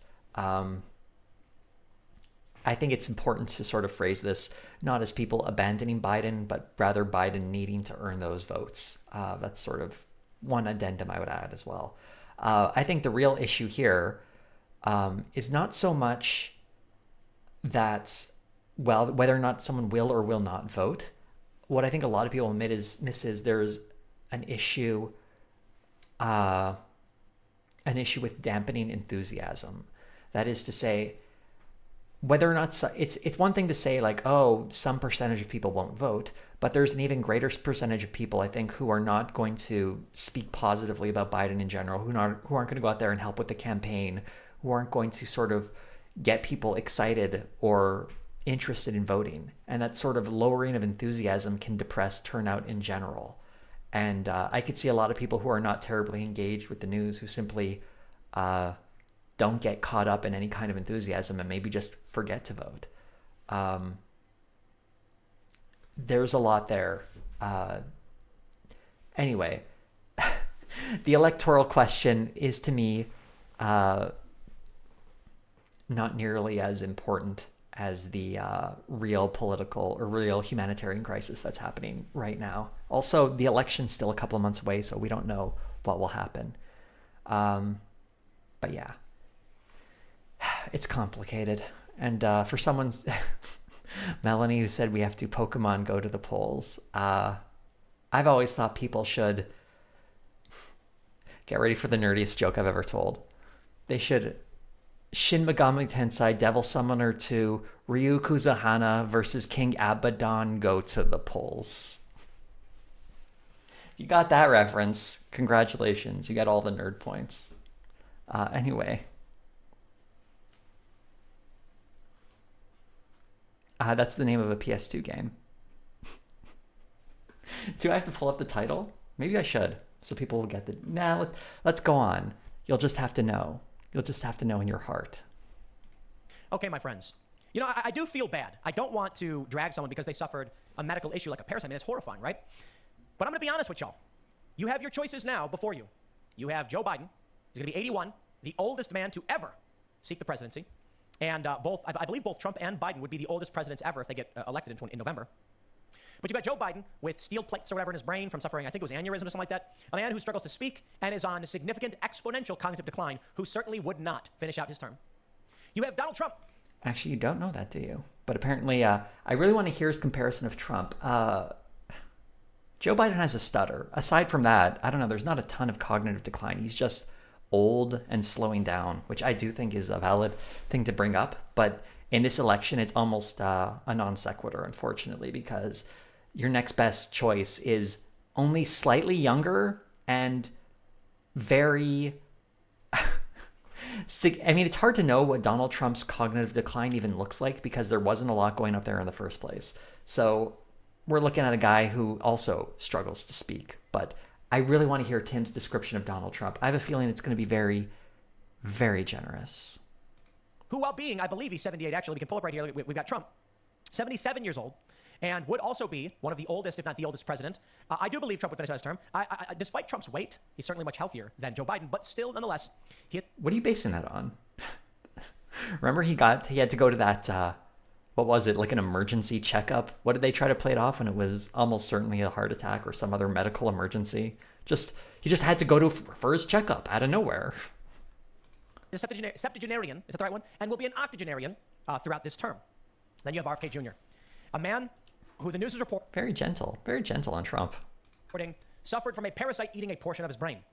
I'm not here to rag on Joe Biden because he's an old guy. I'm here to rag on him because he's an old guy who can't accept that he no longer has the capabilities to do the job. Now, Donald Trump, I like the guy, the best president of our lifetimes. I don't think that's fair to say it's just bias as to why I like Donald Trump. I don't think that's fair.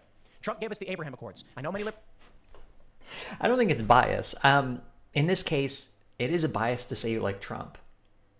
I mean, that is a neutral term. You are biased towards Trump. It's a preference. It's a bias you have, right? The first thing he brings up is the Abraham Accords. Remember, that solved the problems in the Middle East, and now everything's fine. Is everything fine there right now? I'm pretty sure it's fine. Has anything happened in the last, 7 months?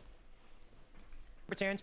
I wonder if he'll mention how Trump moved the U.S. Embassy to Jerusalem from Tel Aviv. You know how that really inflamed... it wasn't the one thing that inflamed tensions there, but it certainly didn't help. And I think it did send a clear signal that the U.S. will back Israel and damn what the Palestinians have to say. I had great discussions with Dave Smith. I'll put it this way, shout out to Dave Smith, because having debates with him on these issues, it's fun and it's funny. And we really try to get to the heart of these matters. He stands firmly that the Abraham Accords opened the door to the Israel-Hamas war we see today and the escalation with Iran. I don't necessarily disagree, but I don't think the threat of violent factions justifies not seeking peace agreements. The issue is Joe Biden, not Donald Trump's peace agreements. But I love to have that debate. And I don't know. I kind of want to hear that debate. I have a feeling you've got two people who don't know anything about this. I'll admit, I'm not an expert on this. Don't listen to me and my opinions on this very complicated business of international agreements in this area. But I have a feeling Tim is not suited. Oh, someone's asking for subtitles. Sure. There we go. What the ultimate conclusion would be. I mean, we're going to go on forever with it. But I look at Donald Trump and I say, I wish we had a younger guy. I like RFK Jr. I do. I don't like some of his policies. I know he's pro-gun control. He's a little wishy-washy in some areas. But anti-mandate and lockdown, those are huge. And there are a lot of libertarian individuals who are like, I will not support Donald Trump because he's locked down Donnie. He's the guy who started the lockdowns. My response, of course, is... Do people need this to go a little slower? I have it at 1.5 right now. I can make it 1.25 if that helps. Because it is going a little quick right now, isn't it? I'm going to put it down to 1.25. This summing up of candidates is really bad. I want him to go more on Trump's supposed anti-war record. I always like hearing him talk about that because it's completely... Can I make it less stupid? I cannot bend the laws of reality to make that happen, unfortunately. Like, Trump said 2 weeks to slow the spread. The states ran away with it. I'm not going to blame Trump. He was the president. You got the 9th and 10th Amendment over here. He's not going to go and intervene in certain states. So when Okay. I'm glad we found a way to excuse Trump for the lockdowns. He said it for 2 weeks, and then the states, they all decided to do it. Okay. Another get-out-of-jail-free card for Trump there. Are lockdowns okay for the 2 weeks? Is that what he's saying? If 2-week lockdown, I'm sure he wouldn't complain about that, right? we talk about which party do we want to win and maintain control, and what do we get? I don't accept this the lesser of two evils, oh, they're all bad argument. No, the question is, where do Lesser of two evils, they're all bad is not exactly the same argument, but okay. He's kind of making a lesser of two evils, I feel like. you win? Now, I will accept that this two-party system, mostly garbage. But through the primary process, you really do get a wide range of candidates. I don't see it as being the biggest problem in the world. So you get a lot of people that are like, it's a two-party system that's corrupt and we need a third party. And I'm like, yeah, kind of. But the Republican Party does have libertarian candidates. They just don't win. There's MAGA libertarian types. Thomas Massey is fantastic. I disagree with him on a lot of things and have considerably disagree with him on some things. But I think he's great because he is such a he's a smart guy. His Klux capacitor, chicken coop, is brilliant. And I respect, I believe he does have integrity. I respect his libertarian streak. But we can disagree and recognize that, you know, the best candidate for the job may not be perfect for you. I look at the two-party system like the Democrats put forward a field of candidates from various areas that attempt to fundraise, and that includes progressive, leftists, moderate, centrist, etc. The primary breaks this down to who is the main candidate. Okay, he's just describing how candidates are selected now. I don't know what the value of this is. Does he say anything interesting here? Trump was wrong, and he doesn't like how the vaccine was pushed out on people in the mandates. The question then becomes, is that enough to earn your vote, Trump supporter? Well, for Trump's core base, the answer is, of course not. RFK Jr. is for gun control, or he was, and he's flip-flopping. I don't see many people reasonably deciding that RFK Jr. makes more sense than Trump because just the vaccine. However, I do see many people who are not necessarily Republicans considering a vote for RFK Jr. on those issues, namely people who are libertarian and typically. Okay, folks, I feel like this video is giving us brain worms. That was like all I really cared about in this story. This sort of like the jockeying for position here. He's not really saying anything of value. It's so boring. And it's like, where will the libertarians go? And something about lockdowns and mandates. And it's dull. Or is he gonna get to the brainworm? Back to the brainworms. RFK Jr. Well, NBC News Decision Desk says RFK Jr. candidacy hurts Trump more than Biden, according to one of their new polls. The latest national NBC news poll for President Joe Biden. He's just going to read this, and we'll find that the polls are finding that Biden or Kennedy support is taking away more from Trump than it is Biden. Okay. They realized and then used universal mail-in voting. What's the point of arguing? The argument is pointless. The narrative is pointless. All we got to do is get as many pieces of paper with people's names on them as possible. That was their focus. Republicans were. Now he's complaining about mail-in ballots. This is the problem with Tim Pool videos. You click on something to talk about worm brains, and we're already talking about him trying to do serious political discourse, but he can't help himself but talk about like voter fraud and blah blah blah. Is there anything here we can even? It's just him talking about the polling now. All right. I don't really care about his discussion of polls. I'm not sure he really understands numbers terribly well. So maybe we can go to another video. Or do we stick with this one? How do people feel? How do people feel right now about this goof? Of course, we got to wait a moment for the stream to catch up to the chats. But I don't know. I'm feeling the fatigue. All right. Let's look at one more. The haunted journalist. I feel like this will be more fun. Let's go to this and see what he's got to say. There's an old saying on the internet. God, the theater. However much you hate journalists, it's not enough. Okay, I think it's a little silly. I mean, we can criticize the corporate press, but there are a lot of great journalists who do great work. Notably, James O'Keefe. So when people are saying they... Oh boy, what a great start. They're good journalists like James O'Keefe. Oh, okay. The guy who got kicked out of his own organization. I am so glad. I am so glad this is how we started. I'm glad we've changed it up. I feel the energy coming back into my body. I feel like this could be some silliness we can have a laugh at. Please keep us going. Don't like journalists. What they're really saying is the corporate press. Which brings me to this story from the Daily Mail. Actually, they wrote the story twice because it's so good and so nice, it needed to be read twice. Ex-CNN reporter says she is haunted after having dinner with closeted Trump supporters who seemed normal. And then we have the follow-up. Trump fans normal? Imagine. Ex-CNN reporter is eviscerated for revealing she was haunted by dinner with closet MAGA fans who seemed ordinary. Well, my friends, she didn't just say that they were MAGA fans, she called them maggots. Maggot. That's it, maggots. That's what she called them. It's wild. This is a lady who had previously been called out live on television. Who is Michelle Kosinski? I've never heard that name in my life, but I'm gonna just pull her up right now. Wait, she's 50? I don't know. I just pulled up. I'm just sorry. I try not to talk about people's appearance, but you're telling me this person is 50 years old? This person. Does she have some kind of mysterious painting in her attic that is looking incredibly ropey now? Like, wow, okay. 50. Amazing. Someone is living a very comfortable life. Whoa. Okay. Good for her. I didn't want. I'm hopefully yeah. Okay. I want to find the real story here. This is like immediate. Like, since it's coming from the Daily Mail, we can count on it being a weird. Something's weird with the sourcing here. But has it been?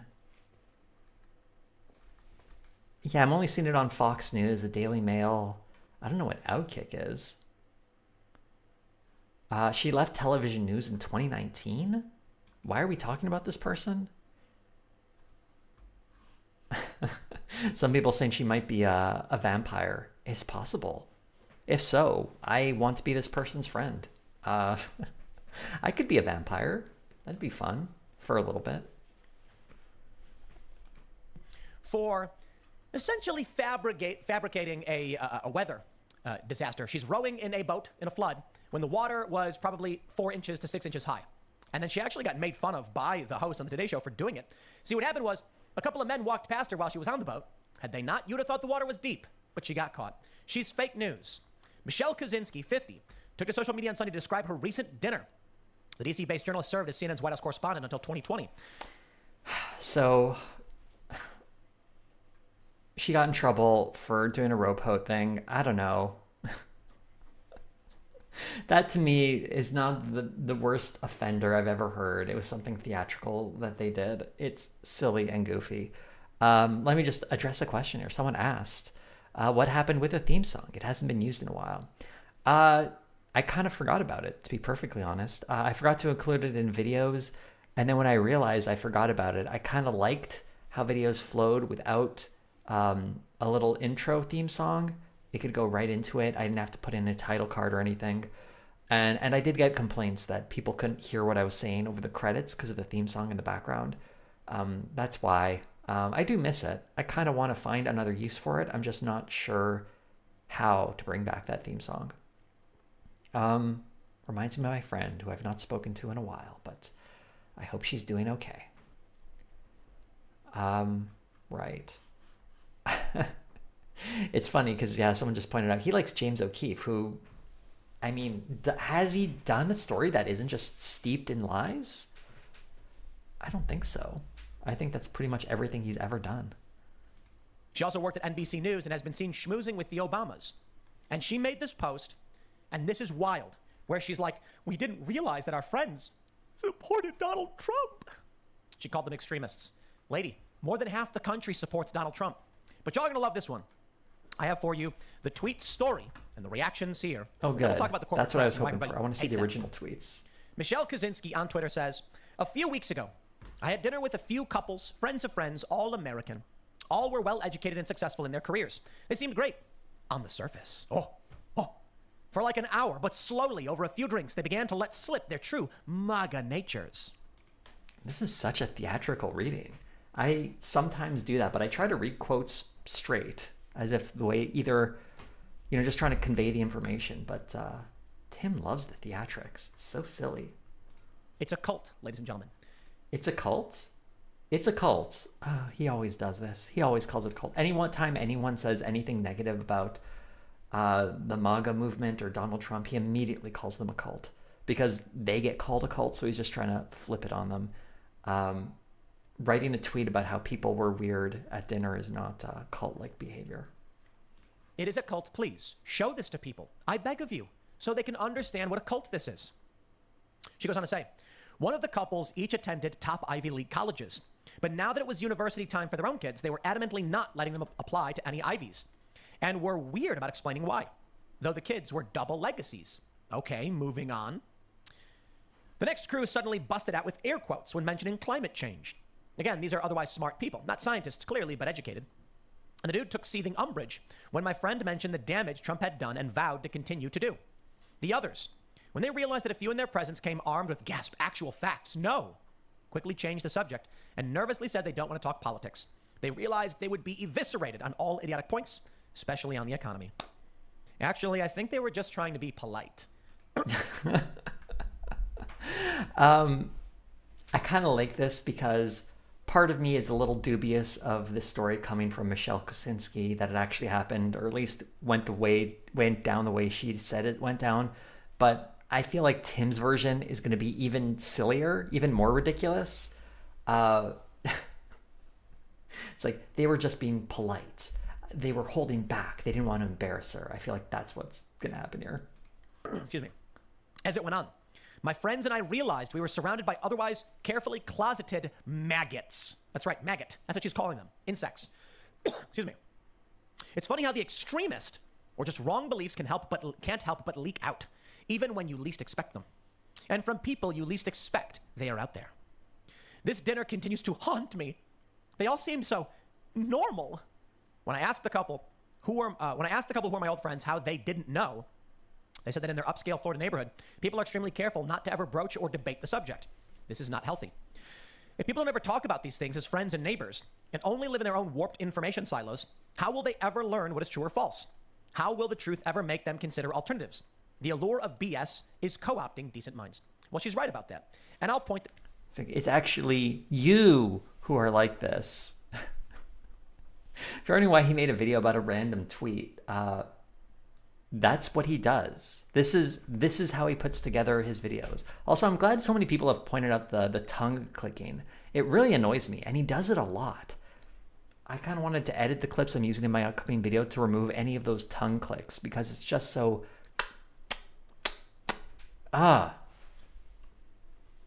Drink some water. this out. To the Trump supporters having dinner with her, their refusal to engage on this subject leaves her in this bubble world. Let's talk about it. Let me talk about it, and then we'll show you the reaction we got from people. And then we'll call her out for being a fake news reporter. She's a fake news. You already did that, buddy. You already called her fake news. Is this just going to be him reading response tweets? Wow, this is the news in his world. Amazing. I'm just having a goofy little stream here. We're just having a laugh at this nonsense. And for him, this is a news story. It's wild. Well educated, she says, but they don't want their kids going to Ivies, even though they were double legacies. Why? Well, right now, the Ivies are overwhelmingly overrun by pro-Hamas protests, far left, communist, etc. Okay, I'm guessing these people, we don't really know how old anyone is here. If their parents are like, I'm not going to let our kids apply to an Ivy League school because there are protests going on. That's actually, if you think those protests are going to last until the new school year, that's probably not going to happen. But I have a feeling, especially if someone's a MAGA supporter, that they didn't just turn on Ivy League schools because of the recent demonstrations. Also, they're not pro-Hamas. And he also calls them pro-Hamas communists. He's just, he's such a clown. So, of course, they don't want their kids to go there. They care about their kids, and they don't like communism. Michelle is either a communist or has no idea what's going on at universities and why they're not a good place for your kids. But think about this. I think I'd have to wager Michelle Kosinski knows what's going on at in college campuses because it's like a major story. Also, I pulled up her Twitter. Wait a second. Did she delete these tweets? Oh, wait. Sorry. I'm looking at I have to log in, don't I? Because Twitter does this thing where they like scramble all your all the tweets. Yeah. See if I can pull it up on something else. That's so annoying. Twitter's so much less usable these days, isn't it?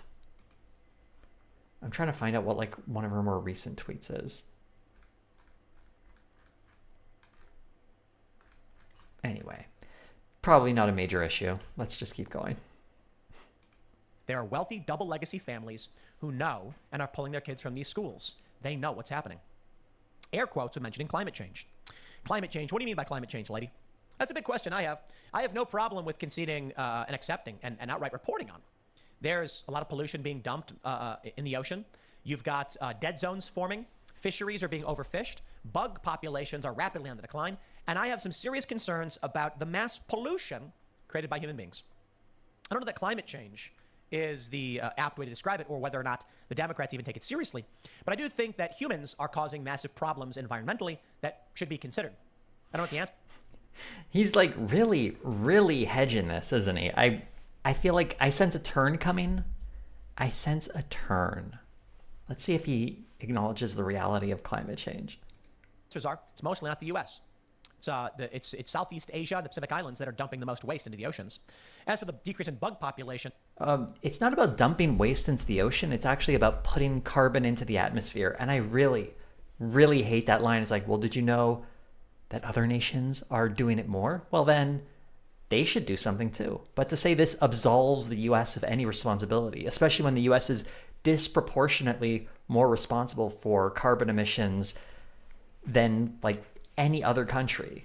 Like on a per capita basis, the U.S. is a massive polluter. Canada too, by the way.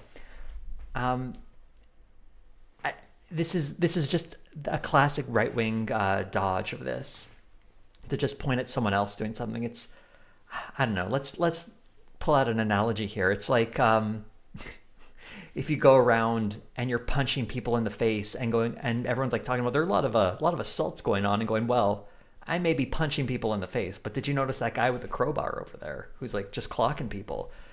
Does that mean you shouldn't be punching people in the face? No. If you're doing a bad thing, you should do it even if someone else is worse.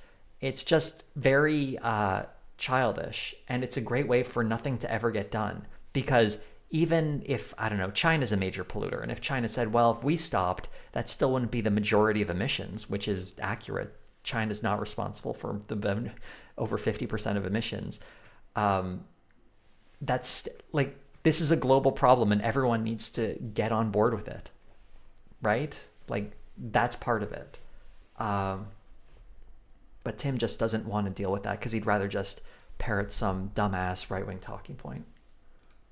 I don't know how this gets past most conservatives. What is it called? The windshield phenomenon or something? Let me see if I can pull this one up. Phenomenon. Is it called the windshield phenomenon? Okay, that was it. This is something to consider. It's the observation that fewer dead insects accumulate on the windshields and front bumpers of people's cars since the early 2000s. It has been attributed to global decline in insect populations caused by human activity, such as pesticides. Well, for whatever reason. That's not necessarily climate change, but I think human activity is causing some serious problems because bugs are near the bottom of the food chain for terrestrial creatures. And what is he doing here? What is this? Why are we talking about bugs? I feel like he heard about this recently, is trying to tie it all together. Well, we need them. The chickens eat the bugs, and then we eat the chickens and their eggs. But climate change, good question. Well, I need only ask Barack Obama why he bought waterfront property in Martha's Vineyard that according... Oh, good. I'm so glad we're talking about Obama buying waterfront property. Oh, good. This is the good commentary. We're gonna blame Obama. I mean, if you want to say Obama should have done more on the climate, yeah, I agree. But did you know it's 2024 and he hasn't been president for what, 8 years?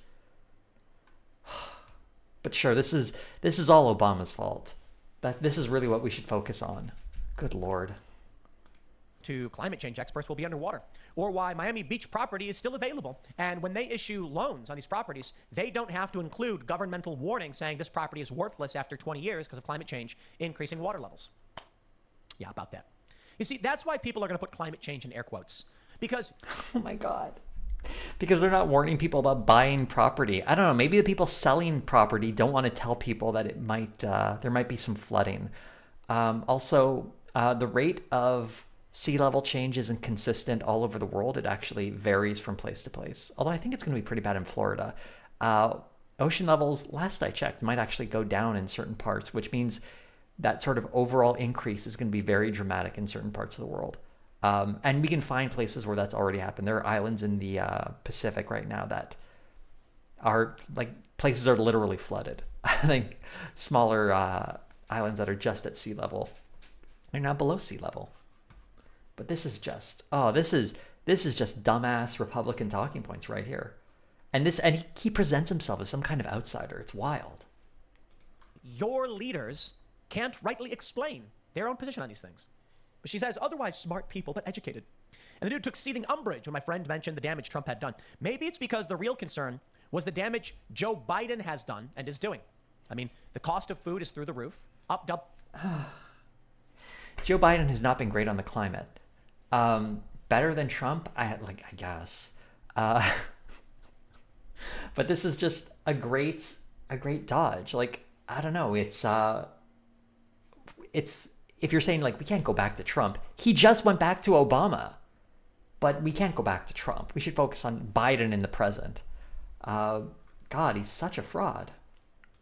Digits. Rent is through the roof. Healthcare. All of these issues are negatively impacting young people and families who are struggling.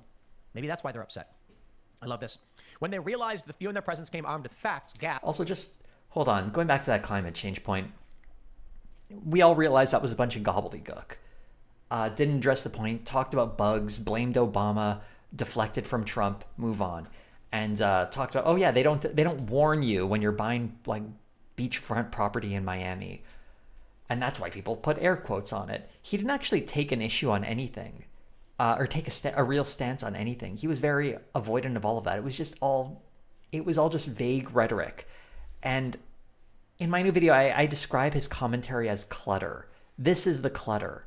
He just, everything he can think of, he just kind of assembles it all into his commentary and just throws it out there. It doesn't actually respond to what's being said because I don't think he has a firm understanding of climate change and its impact on the world.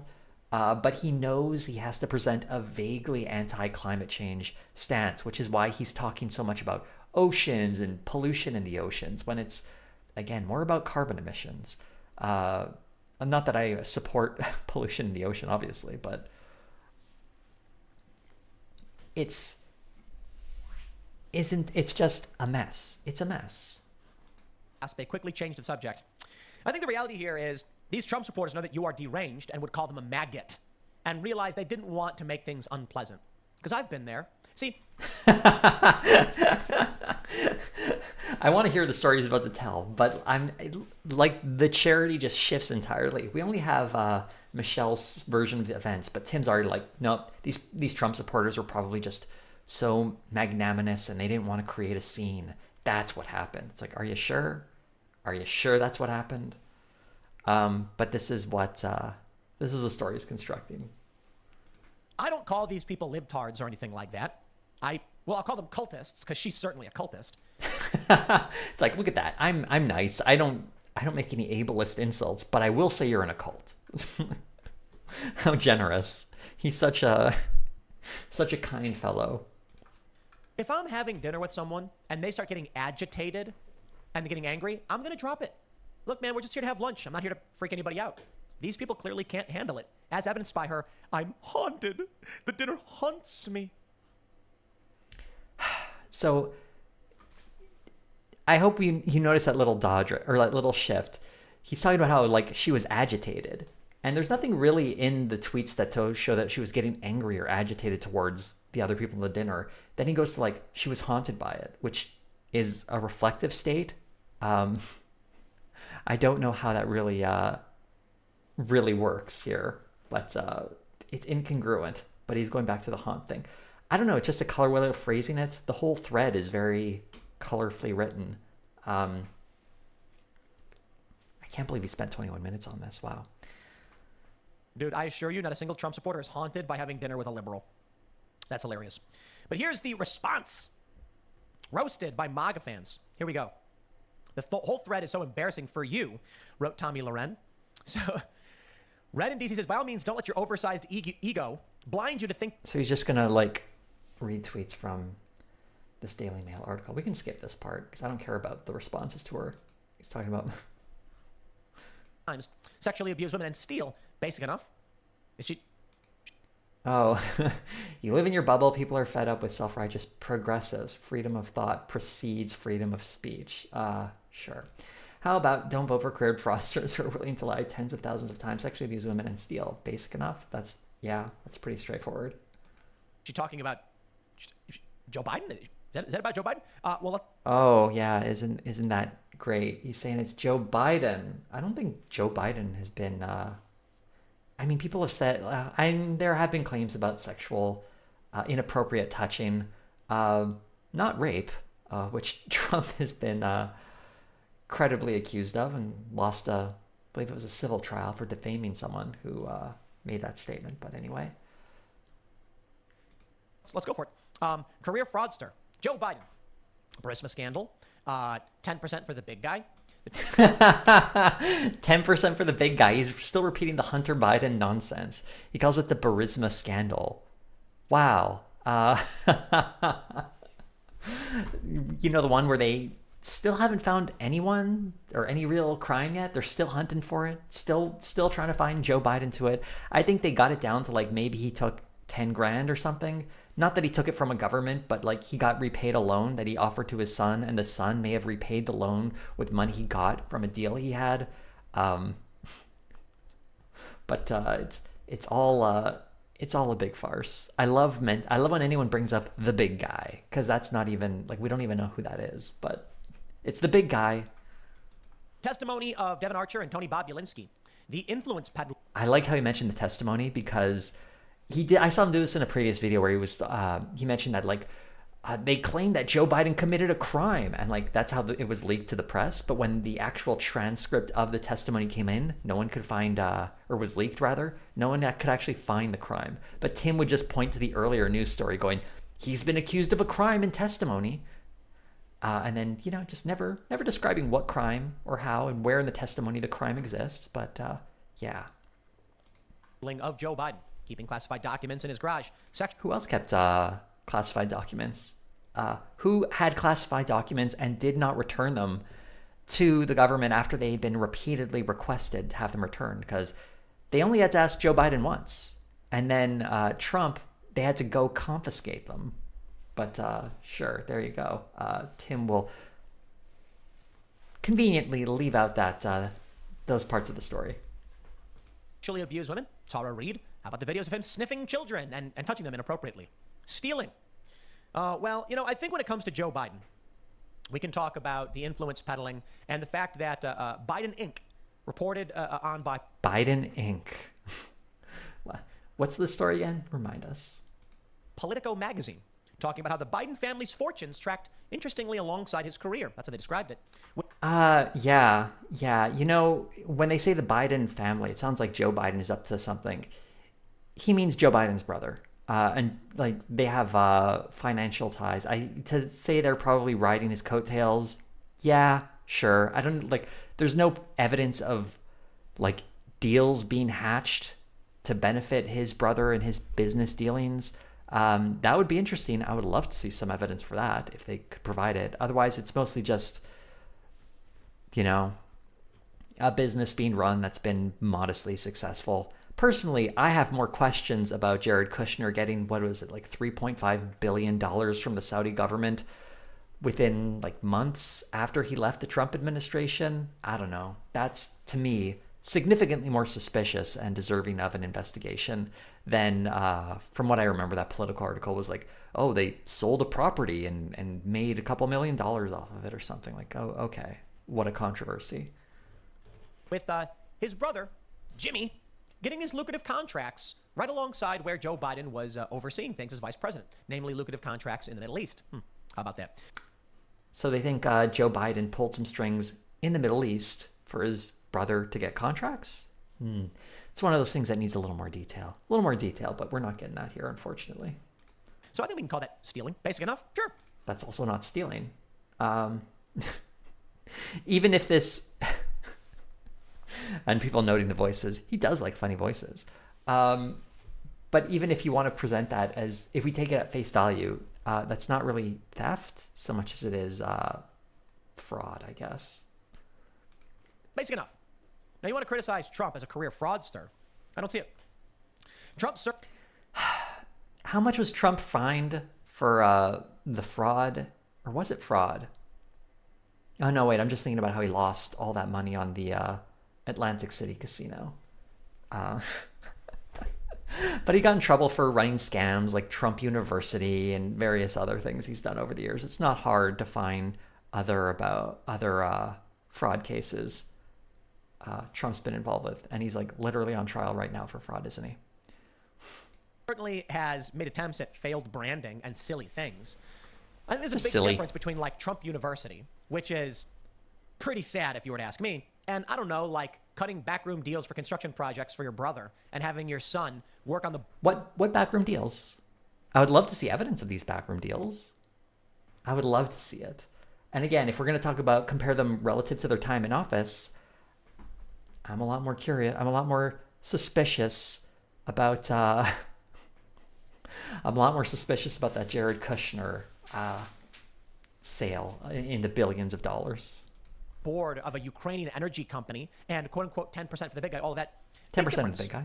I can criticize Trump though. He tried to have the G7 at Trump Doral saying it'll be cheaper and it's a good thing. Nah, not a smart move. But to Trump's... Oh, well, he tried to have that. Honestly, hosting the G7 at your hotel, that is bad. That's obviously pretty corrupt. Pretty low on the list of things I would be upset at Trump doing, to be honest. But hey, he found a way. He found a way to criticize him. Credit, he actually backed off and said, okay, fine, we won't do it. Oh, because Trump... God, I should have known. I should have known because Trump backed off. I feel like if that went through, we wouldn't have been talking about it now. Because there was this great story I read about... about various world leaders who, whenever they would come to the U.S., they would deliberately try to stay at Trump hotels to try and like curry favor with Trump. So he may not have had the whole G7 delegation show up there, but he definitely had world leaders staying at his hotels, which he supposedly divested in by letting his kids run it. Wink. State Department website was advertising Trump properties. Yeah, no, definitely not. The one thing I do like, though, is apparently during the Trump term, he had, I think, Air Force personnel stayed at one of his resorts in Scotland or something. I don't remember exactly where. And it wasn't actually about him booking it. It was he was staying there as president. That makes sense. The president is going to stay somewhere and he owns a property and just covers the costs and it's no profit, then that I think is totally acceptable. He's not covering the costs, though. It's the government is paying for it. Does he not understand this? If he goes there as president, it's the government that pays for it. If he's paying out of his own personal money, you'd have a point there. But that's not what's happening. Hosting the G7, though, that's like the government's got to pay money for that. Like the president staying places, I totally get. But let's talk about this lady. Fraudster. Here you go, ma'am. Like the Secret Service. Is he paying for all the Secret Service to stay there? I don't think so. That comes out of the government's budget as well. Here's the story from, when is this from? We'll put the date on this one. October 2020. Hilarious moment. CNN reporter Michelle Kosinski was caught out exaggerating flooding as she denies affair with UK's former ambassador. I really don't care about that. But we do have the video, which we will play for you now. Here you go. But first, the severe flooding here in the Northeast as more rain continues to fall today. NBC's Michelle Kosinski, Oh, look, there's Michelle rowing her boat. in Wayne, New Jersey this morning. Hey, Michelle, good morning to you. Good morning. Well, obviously we're getting a nice break from the rain, but not the flooding. This is essentially now...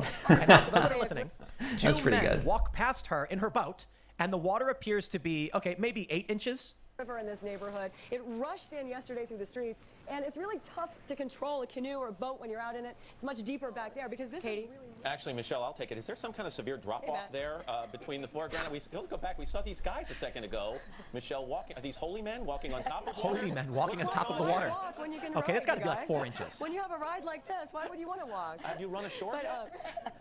well, Busted. they wouldn't let me go back into the deep water because they were afraid I would just drift out of here. Strange piece of video there, Michelle. Why would you go into the deep one? This is the reality of the corporate press. This is who Oh, I cannot wait for him to present this as like the corruption of the corporate press. It's a goofy stunt that backfired on her. who this lady is.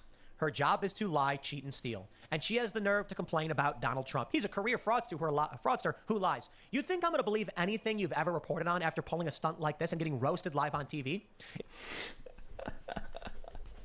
Good Lord. It's goofy and it's very funny, but to pretend like this is like destroyed all her credibility. She was in a rowboat when it wasn't even that flooded. He just mentioned James O'Keefe as like a great journalist doing good work when he has been shown repeatedly to deceptively edit videos, to constantly just openly lie about stuff. Almost everything he's done has been a farce. And he's now getting upset because she was in a boat. She was in a boat when it wasn't that deep. Well, he is just, his integrity is so, well, it's something, isn't it? If those dudes didn't walk by, she would have presented the image that the water was substantially worse. Oh boy, Anderson Cooper. I gotta be honest. If the water in the street is even a couple of inches high, that's pretty bad. It's like, okay, it's not like the deepest thing ever, but it's pretty bad. Did the same thing. Remember this one? Here's an image of Anderson Cooper in waist deep water, while his camera guy is in what appears to be like 4 to 6 inch deep water. Now, Anderson Cooper addressed this. That's right. He addressed it saying, no, that's not true. And here's the video. Let me show you how Anderson Cooper addressed this. He got mad because Don Jr. called it out. Here's what he said. To fake something or... I mean, what is this? What is that? How are you, like, of all the things to go after the press, overly dramatize a disaster. This was taken 10 years ago during Hurricane Ike. On September 13, 2008, I did a 2-hour broadcast from Bridge City, Texas by Highway 62. Fire personnel, fish and wildlife folks in boats and pickup trucks, monster trucks, taking people out of here, injured people as well. We've seen just in the last couple of minutes, a couple cars go by with people. We don't want to put a camera in their face just out of respect for them. As for those who think I was kneeling or faking the water level or making it look worse than it was or standing in some sort of a hole, this is an area where people had been trapped on the roofs of their homes by water. The idea that I am kneeling in water to make it look deep is frankly idiotic. Here in Wilmington, New Hanover County, so he's saying that he wasn't kneeling. Huh. this has become a deadly hurricane now with 2 fatalities, a mom and her infant. Washington Post now criticizing other reporters who have done similar things. Boy, I tell you, look at the wind just whipping the palm trees. The person you see there, his name was... I guess the wind was blowing in another direction. Doug Thomas, the audio tech. He worked for CNN for 26 years. He covered a lot of storms and a lot of stories. He died a year ago this month. Well, I'm sad to hear that he died when they reported this. But, yeah, okay. So now they're like, well, look, he died.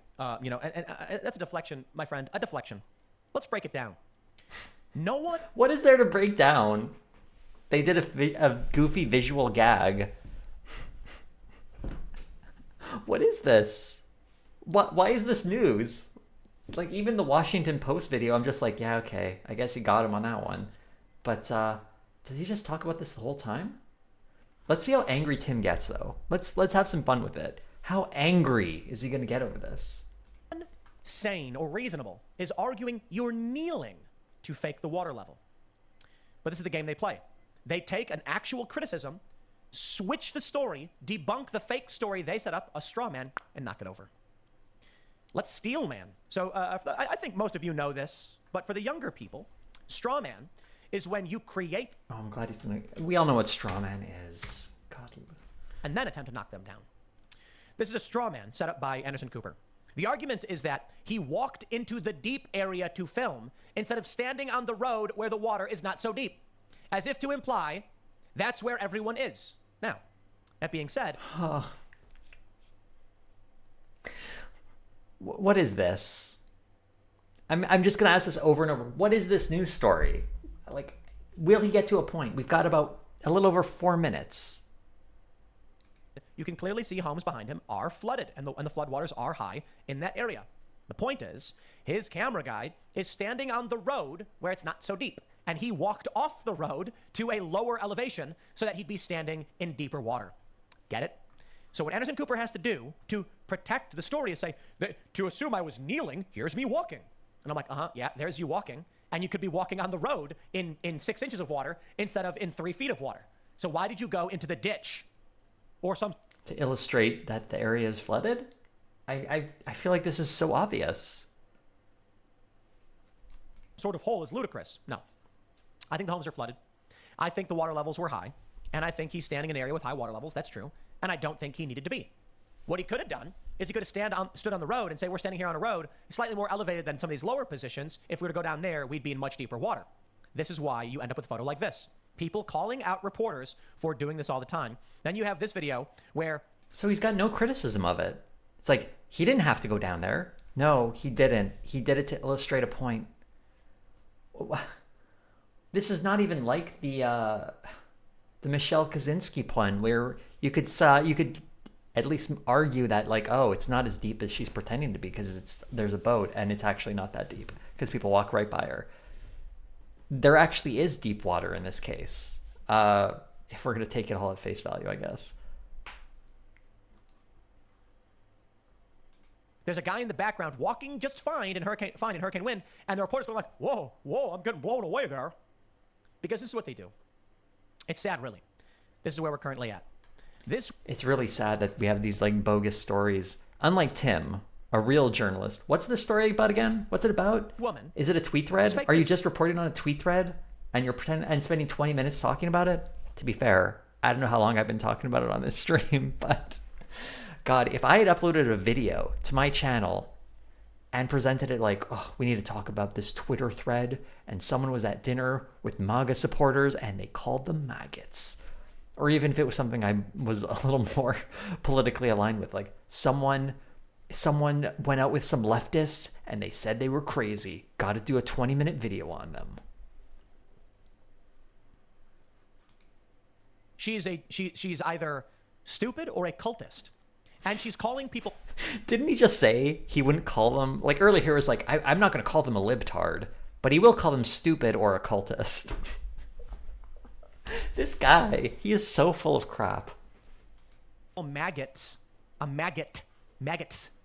I really want to emphasize the T on that one. Because they simply disagreed with her on some things. I'll tell you what I think. I think this lady actually knows that there's genuine grievances, that people don't like Joe Biden. But this is what we're dealing with right now.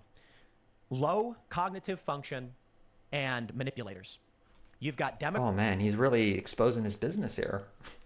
Democrats who are marching in lockstep with the narrative machine, even as it drives off a cliff. And then you have their enablers who just want to say these things either to maintain brand value, to virtue signal to the cult, but it accomplishes nothing. Imagine if you said, I was sitting down... Here's a story I could tell you. This is hypothetical. I'm sitting down with friends. And okay, let's all brace ourselves for this hypothetical.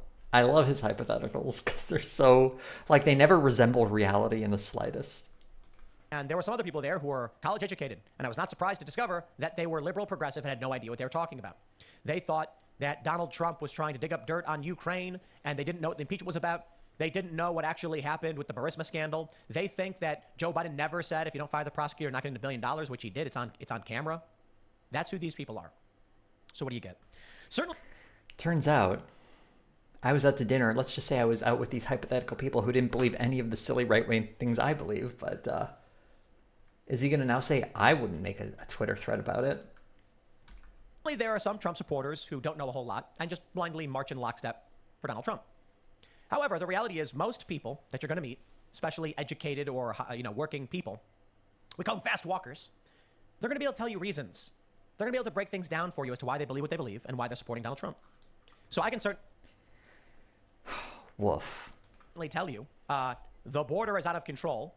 We have enclaves popping up of illegal immigrants all over the country. Crime is on the rise. The economy is in. First off, the border is out of control. Isn't that like the perpetual narrative coming out of the right. The border is always out of control, and enclaves of illegal immigrants. Oof, sounds terrifying.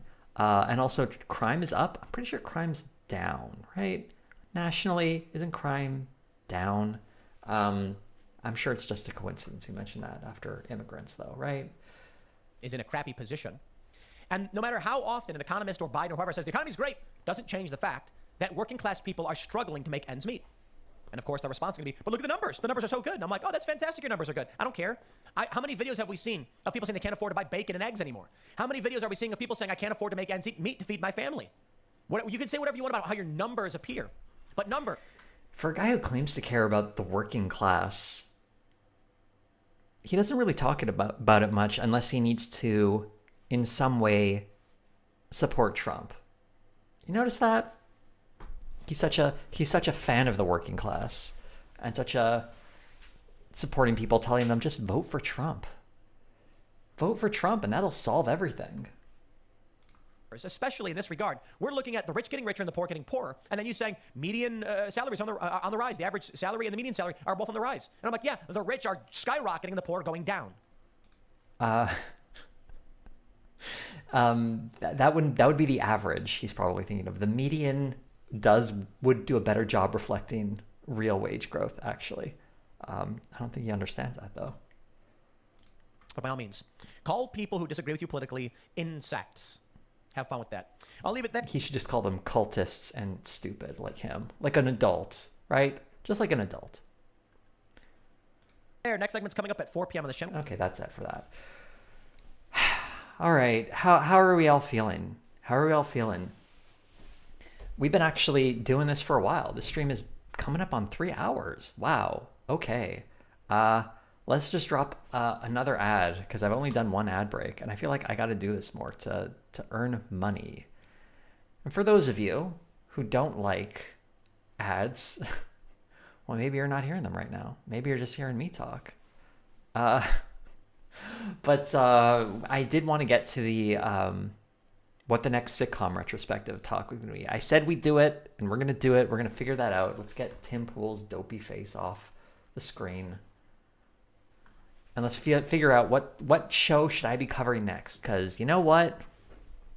I'm not sure what to cover next when it comes to what show. But I've narrowed it down some.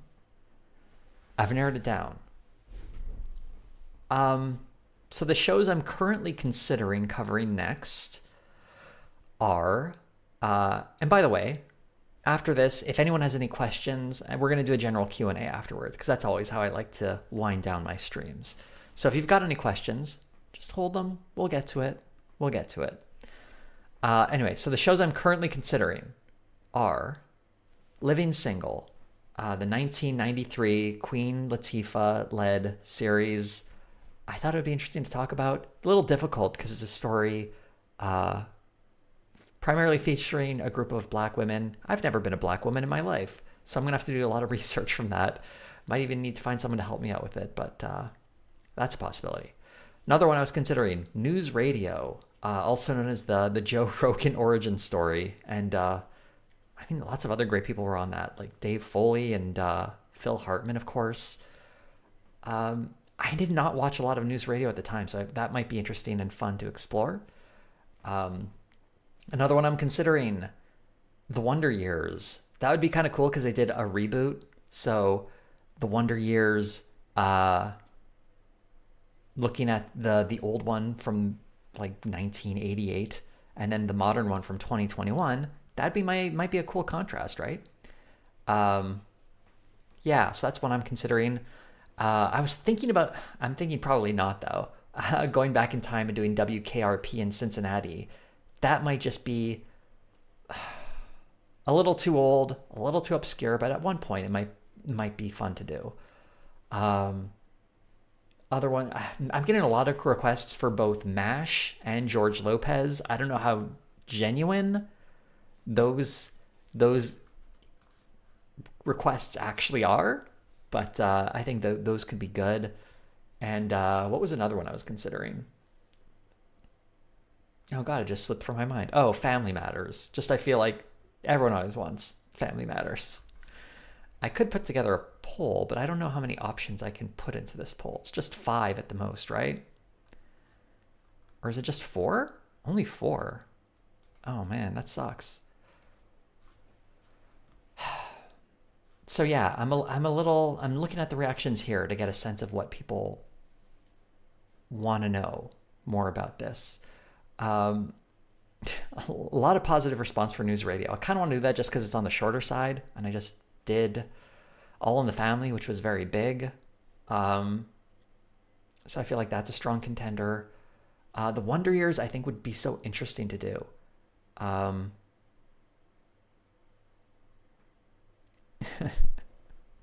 So let's I think I might have to make a community post for this, but maybe we can do a quick one right now just to get a vague sense of what where people are at, right? Let's see. I can only put 4 options, of course. So which 4? Ugh. You're hearing my click clack here. That's because I'm currently trying to figure this out. And all right, I've got 4 options. I'm gonna put it up there, and you're all gonna be able to vote. And let's see what the reaction is. I should put like what the question is, but yeah, here are 4 options. I feel like these are 4 strong contenders. Oh my goodness. I'm just like looking at the results as they come in. I like how it keeps me updated in real time. That's nice. And I think, I might have to make a community post later on with more options, but maybe we'll say like the lowest vote getter in here will just be taken off the list. Maybe a community post tomorrow, because I'm still, someone saying stop the vote. Oh, wow. This is actually kind of a horse race. Oh, wow. Watching this unfold is genuinely exciting now. Oh, wow. It's just going all over the place. All right. In the very last spot is the Wonder Years. I think that sadly is not going to be a popular choice, but, it seems like MASH and News Radio are pulling ahead. Family Matters is kind of hanging in there, but not too much. Interesting results here. MASH oh yeah, that does kind of reflect all the requests I've gotten. I think MASH would be good.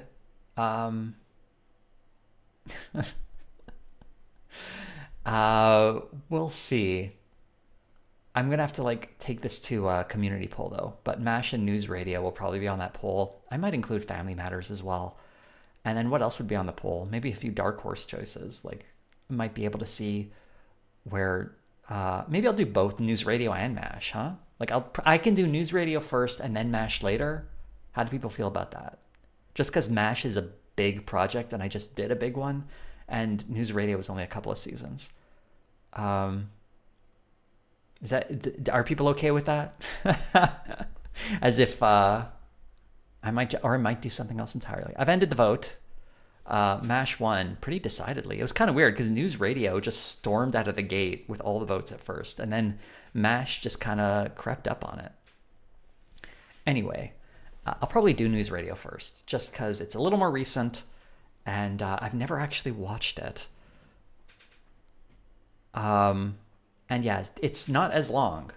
Maybe I won't even do the community post. Maybe I'll just go straight to covering News Radio because it's 5 seasons. And yeah, I really got to start on the next retrospective because it's been a while. Because usually the way it usually works is I like to start working on one as I'm finishing up the last one. And as you may have noticed, the All in the Family video came out a couple of weeks ago. So I'm a few weeks behind where I should be, so a shorter show would be good here. Yeah. So you heard it here, folks. I'm going to be doing a News Radio video next. And yes, someone who just confirmed it is 5 seasons. If I said 4 earlier, that is my mistake. And someone saying only the seasons before Phil Hartman died are worth watching. Yeah. R.I.P. Phil Hartman. What a loss that was. I think I've loved everything Phil Hartman's done. Wish he could have done more. Someone asking, and we are into the Q&A section for anyone who might have any questions. How long did it take for you to do the All in the Family video, Jose? Well, Uncle Gumbald, it's hard to say because I never work on a video in isolation. I'm usually got multiple projects going on at the same time. The All in the Family one, I would say took about 3 to 4 months, roughly. Yeah, about 3 to 4 months is how long it took me to put that one together. Again, putting off other small ones on the side. Someone saying if I cover MASH, would I cover the movie and Trapper John / Walter spinoffs? I would cover all spinoffs, or at least mention them. And yeah, I was planning to watch the movie first, just so I know they're very different, but if a movie inspires a show, I feel like you should watch it first. I kind of feel like I could have watched more of Till Death Us Do Part before the All in the Family video, actually, but I watched some of it and I figured that was fine. Not to mention, it's not like I could watch the whole thing because certain episodes of that sitcom are just missing. Someone asked my favorite Phil Hartman role. Honestly, I'd probably say some random skit he did on Saturday Night Live. Because he was really good on that show. I think underrated. But Troy McClure, come on The Simpsons. Lionel Hutz, though, ugh, don't make me choose. Favorite Tim Curry character? I couldn't possibly tell you. I do enjoy Tim Curry, but I don't there's no specific one coming to mind. Do I know about Tim Pool's dad? I know he was in the chat earlier, and I feel a little bad I didn't say anything, but I don't know. I feel a little awkward addressing family members of people I'm criticizing. I feel like there's some, there is a family element I would rather not comment on. Not that I know anything here, I'm saying. I'm not trying to be vague or anything. I literally don't know anything, but I'm always wary of that kind of stuff. And until Tim brings it up, I kind of feel like, I don't know, kind of don't want to talk about it. He seems like a nice guy, though, and he's out there doing his thing, so yeah. Let's go. Opinion on the upcoming Gumball movie and season 7. I don't know what that is. Sorry. That MASH video is going to be 5 hours long. Possibly. I would probably keep it at 2 hours. Yeah. Actual Justice Warrior. My LOL is my opinion on that guy. What are my thoughts on TDSS, Trump Derangement Syndrome, where every criticism of Trump is cast as derangement? I think that's just a defense mechanism. It's a dodge by any other name is still a dodge, isn't it? It's very useful because it helps you avoid any real substantive debate, but that's why it's successful. It helps people from actually engaging. Have I ever seen Moral Oral short episodes? I'm aware of Moral Oral. I've not actually seen it. It gets recommended to me every now and again. Maybe you're the one doing it, Andrew. You're always sending me the Moral Oral recommendations. I feel like someone is always sending me that. Opinions on EWTN. What does that stand for? Let me know. Was he just a guy with that username, B. Parker? He might have been. I know he actually makes videos, but who knows? Amazing World of Gumball. I don't know what that is. I'm sorry, Eric Fickerson. I will pay you to do a George Lopez retrospective. Did you know, in fact, I have a Patreon? I'd be more, if you're going to pay me, I'm more willing to consider it, although I've just, I guess, decided what my next 2 retrospectives will be. I might do George Lopez after that. I've gotten a lot of George Lopez requests lately. I feel like it's a small subset of people who are very passionate about it.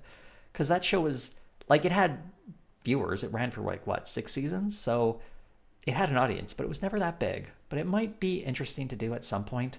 I always feel a little awkward talking about anything in Latino culture, not being from that group myself. And I know there is some,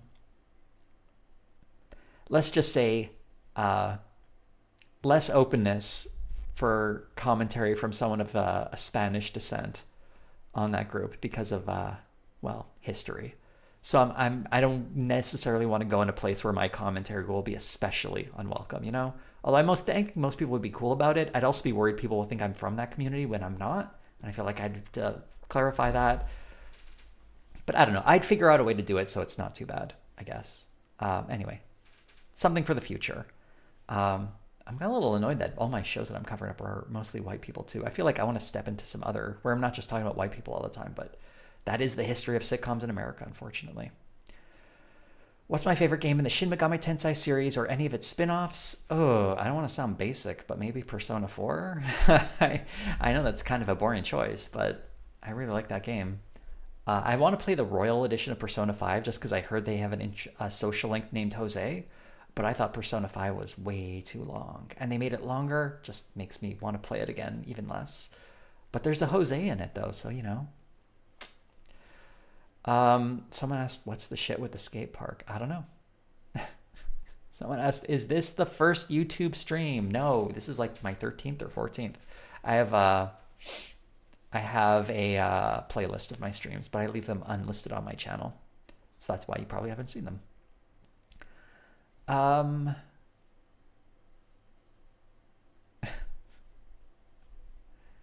Let's see. Next question.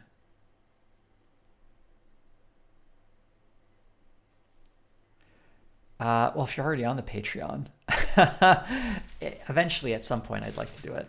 Someone asked, where's the poll? I ended the poll. Yeah. It's been decided. I'm sorry you missed it. Any thoughts on the Drake of it all? You know, as a Toronto born person, we're used to being embarrassed by Drake at this point. It was kind of nice to have a rapper who had such a wide appeal, I guess. But yeah, this isn't the first time he's been embarrassed. Or us by proxy, I guess.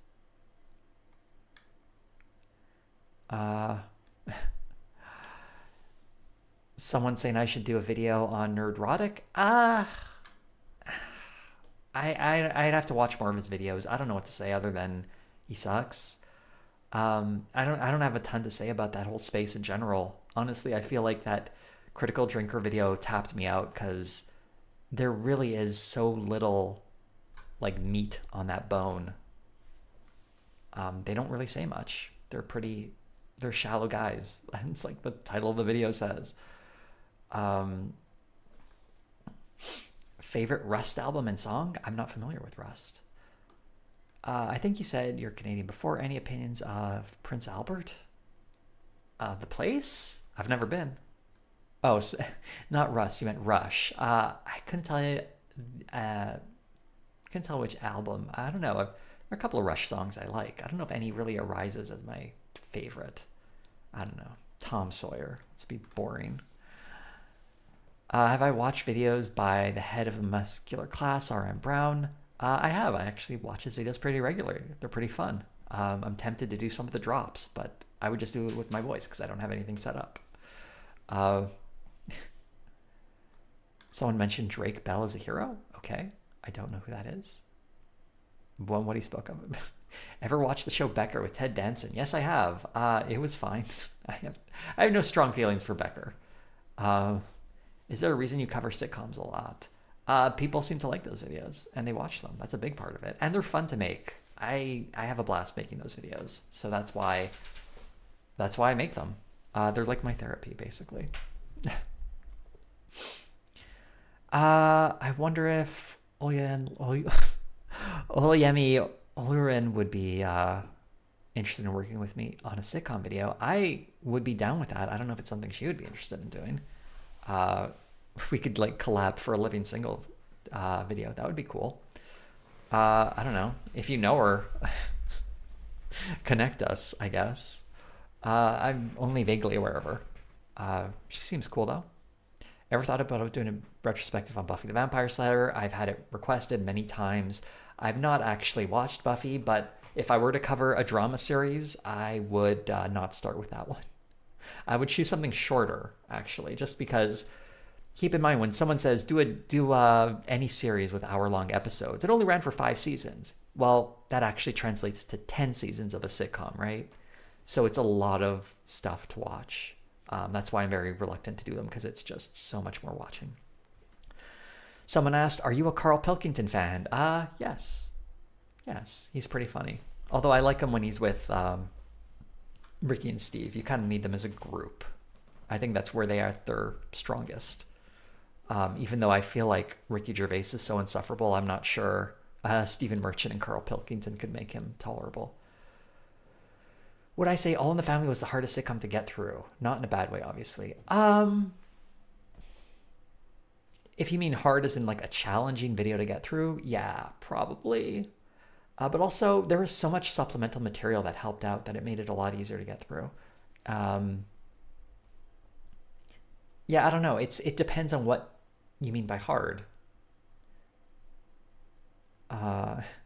Do I remember that teen sitcom Radioactive on YTV? I do not remember that, actually.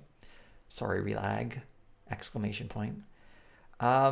Did I ever see Briscoe County Jr.? I've not watched it. I'm aware of it. Someone said, if you've not seen it, the remake of One Day at a Time is really good. I might watch it at some point. I've not even watched the original One Day at a Time, to be honest. Got a super chat from Ayatollah of...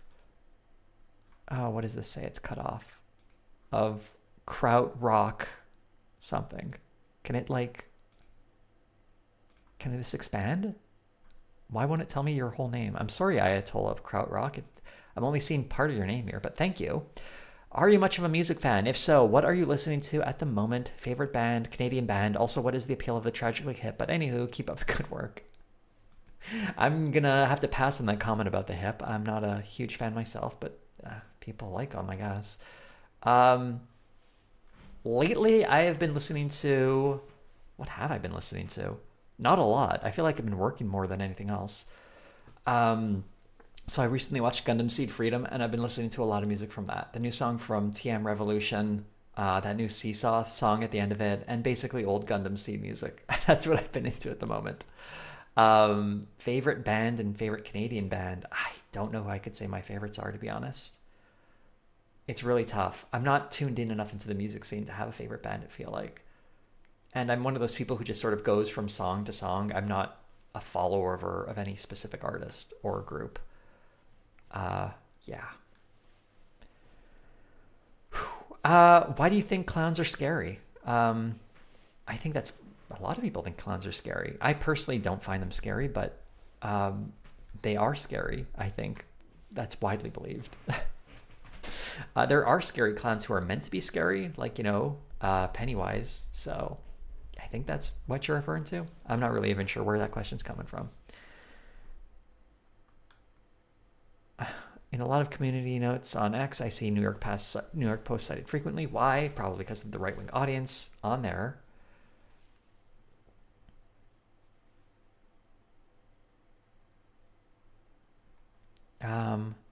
Let's find some more questions here. People are talking about the crystal flute. That's a pretty good drop. Would I ever consider doing a remake or sequel to the Roseanne video you did ages ago, talking about the later seasons of The Connors and Roseanne's further descent into madness? I would consider doing that. At this point, I feel like everyone believes what they're going to believe about all that stuff. When it comes to The Connors, I kind of dropped out after season 4, I think. It really feels like a cover band covering an old show. I know it's done very well, and I don't think it's even that bad. It's just... There's something soulless about it, I guess. I don't even think Roseanne would have changed it if she'd been there or not. It's just that it's the year 2024, and it doesn't hit the way it once did. But I'm glad people enjoy it, I guess. Do I like the Blue Jays? Sure. Someone asking if they just missed a conversation about Carl Pilkington. Someone asked randomly about it. That's how he came up. Someone asked if I would consider doing a Proud Family retrospective. Yeah, the Proud Family. Wait, is this the show I'm thinking of? Let me just pull this up. Oh no, I've not seen the Proud Family. What am I thinking of? The Good Family, probably. Maybe I'd have to watch it and get a better sense of it. I have no problem with handling an animated show. I just haven't so far. Someone said you never see an old man eating a Twix, and he's right. You do never see an old man eating a Twix. That's why they've invented Werther's, because they've got invented old man toffee, and that's why they have their Werther's. Oh, that whole bit was good. Someone asked if I traveled outside of Canada. How was it? I've traveled outside of Canada several times. Been to, I have family in Spain I've gone to visit several times. Been to other places in Europe. Been to the US, of course, several times. Been to Australia, Japan. I've done a bit of traveling, and it's always a good time. I think I've only ever had the worst trip I ever had was when I went down to Vegas and rode back with my friend in a car for like a couple of days, a very long road trip back. I can't go into why. It involves my friend and some personal stuff that they were going through, but it was not a fun time for me. It was actually completely miserable. That was a rough trip. Opinion on, I hate how this jumps. Opinion on polyamory and polygamy. I as long as consenting adults, people can do whatever they want. I don't really ascribe to any of that myself, but yeah, as long as that's sort of my catch-all for all forms of relationship and sex, etc. Consenting adults can do whatever they want. It's not really my business. Thoughts on Seed Destiny, good or bad? Personally, not a fan. The original Seed was much better. It was much better. I actually recently watched Gundam Seed Destiny because I wanted to be refreshed before watching the movie, and it was a lot better than I remembered it. Still a lot of problems, though. I don't know, overall good or bad? I would say good, just really bad execution.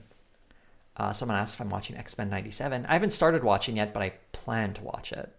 I've just been very busy with other stuff. Opinion on the Buggles? Don't know what that is. I ever beat a kid in Walmart? No, it's a very specific question, but no, I've not beaten a kid at Walmart.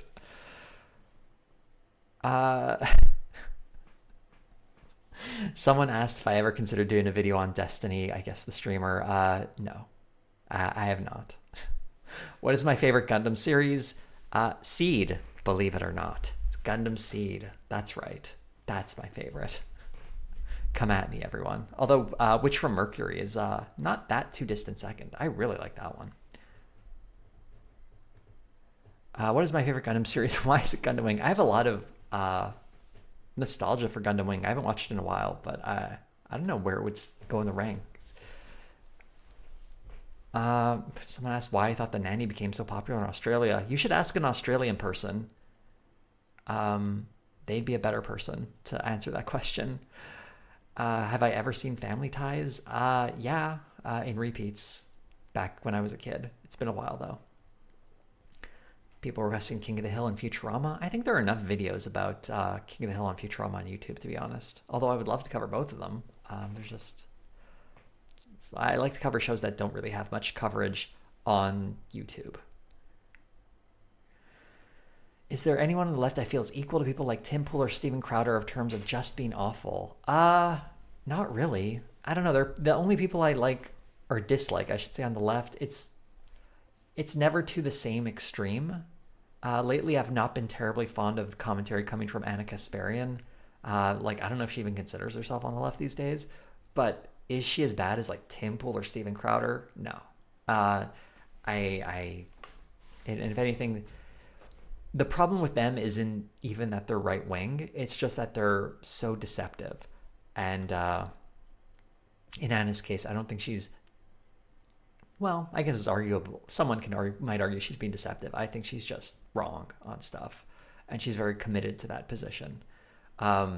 I also don't consider someone like Jimmy Dore, for instance, to actually be on the left. Otherwise, I would put him at that sort of Tim Pool, Steven Crowder level. But he's just a grifter at this point, and I think everyone sees that. I wonder if I made a Jimmy Dore video today, how many people would leap to his defense. I'm guessing not as many as the number who did when I made a video, like a year ago? A little over a year ago? When will Tim Pool finally cause you to go insane? I don't know. Maybe it's already happened. Maybe I'm just one of those highly functionally, mentally unbalanced people. You don't know what my life's like. Maybe it's a complete mess. maybe he's already got to me. Let's see. Any other questions? Oh, thank you, Vanessa Baron, for watching my All in the Family retrospective because of how excited I was. I was excited about it, and I think that was a good video. I'm glad you enjoyed it. Someone asking about my allergies. I'm going to keep that personal. Do I build Gundam models? I have a lot of Gundam models I've built over the years. I have a perfect grade Strike, naturally. I have a perfect grade Wing Zero Custom, a couple of master grades.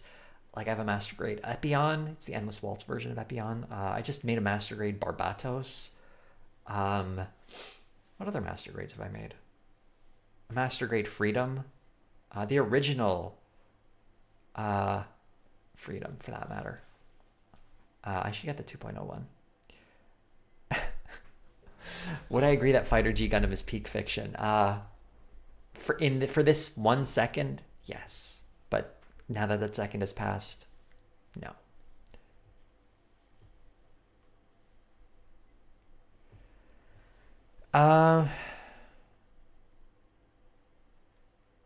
Let's see.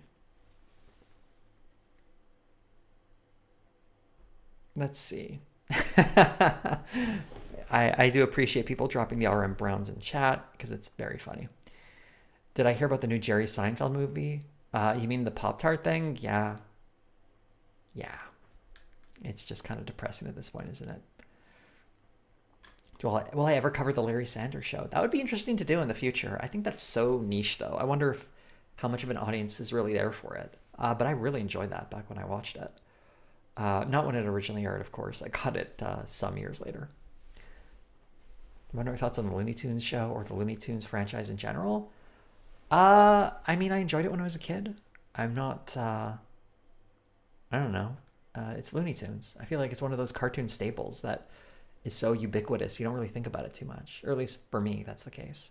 Thoughts on the other wilder mecha animes like Evangelion and Razafon? I've not seen Razafon. Evangelion was one of those weird shows where I was really into it while I was watching it, but the second I stopped watching it, I lost interest. Very, very strange experience. But I've not watched a ton of other mecha.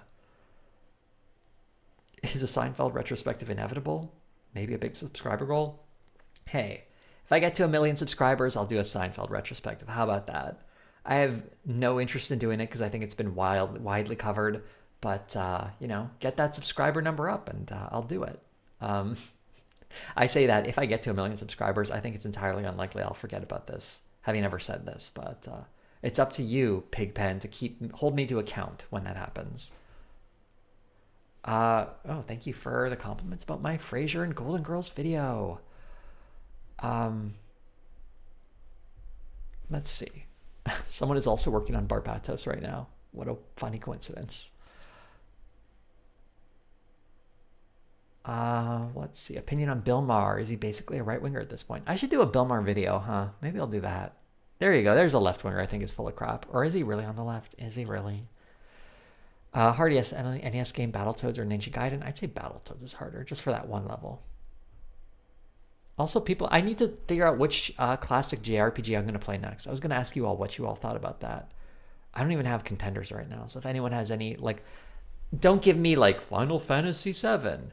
Something I probably haven't played. Give me that recommendation. And when I say retro, did I even say retro? I mean to say retro. Anything from the PS2 or GameCube or earlier. So nothing post that. Don't give me any PS3 ones.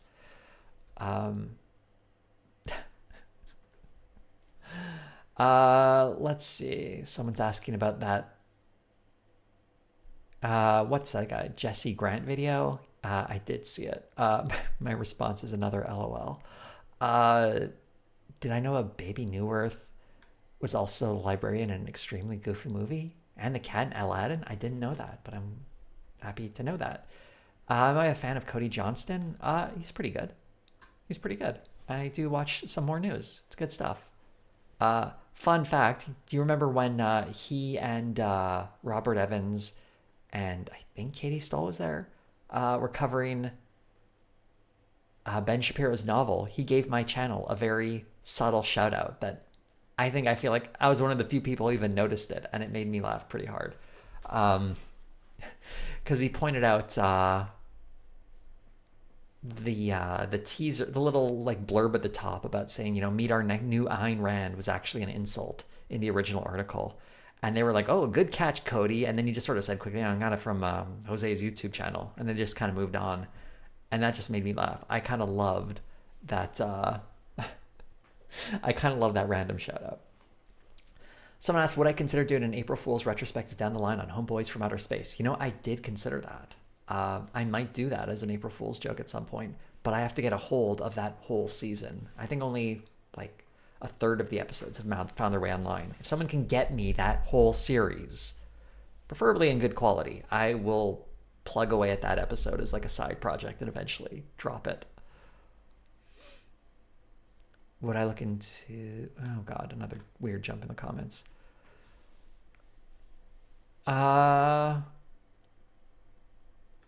Let's see. Someone recommend... The first recommendation I see is Final Fantasy VI, my favorite JRPG. Come on. Legend of Dragoon, I played that. Xenogears, played it. Terranigma, I'm considering. I played Soul Blazer first, but I did not like Secret of Mana. Maybe I'll just go straight. Or no, it's not a Secret of Mana. It's Illusion of Gaia. The of threw me off. So maybe I'll try Terranigma instead. Lufia 2 could be fun. I'd probably start with Lufia 1. Someone saying the Xenosaga series. I played Xenosaga a long time ago. And I feel like I need to refresh it in my memory first. Maybe I could do that. Metal Max Returns. Maybe I should do that. Maybe I should play Metal Max, the first one though. Timba on Toast Thoughts. Timba's a cool dude. We should collab. I don't know what we'd collab on. We've talked several times though. He's a nice guy. The Last Story. I've played The Last Story. Someone asking about Suikoden and Suikoden 2. I just played those two very recently. You were not at the last stream where I mentioned that. I played Suikoden and Suikoden 2. In fact, Suikoden 3 is on very high on my list of right now of things to play, but I know it's not the same. Is there a show I wanted to cover that proved too hard to find and watch, so the video had to be scrapped? No. I've covered pretty mainstream shows, but I feel like that might come up at some point. Someone said Breath of Fire. There was a reason I didn't do Breath of Fire. I can't remember. Okay, for all these people recommending Lufia 2, do I have to play Lufia 1? Because I want to play Lufia 1 before I play Lufia 2. And is it very long? Like, am I going to have to slog my way through Lufia 1 to get to Lufia 2? There's a challenge for all of you. I've played every Fire Emblem. Come on, folks. I've played Legend of Dragoon. Opinion on the It miniseries. Haven't seen it.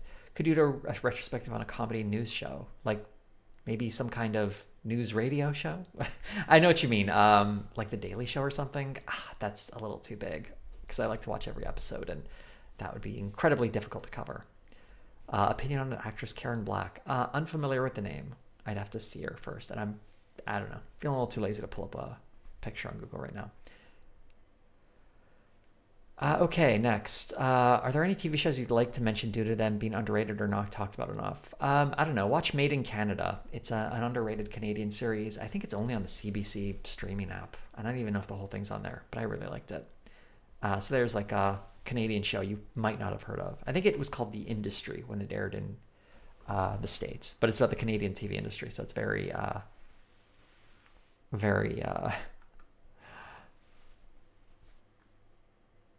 obscure. Just got a little lost reading some of these comments. Play the original. I don't actually like Digimon World. Someone's saying play Digimon World. I don't like Digimon.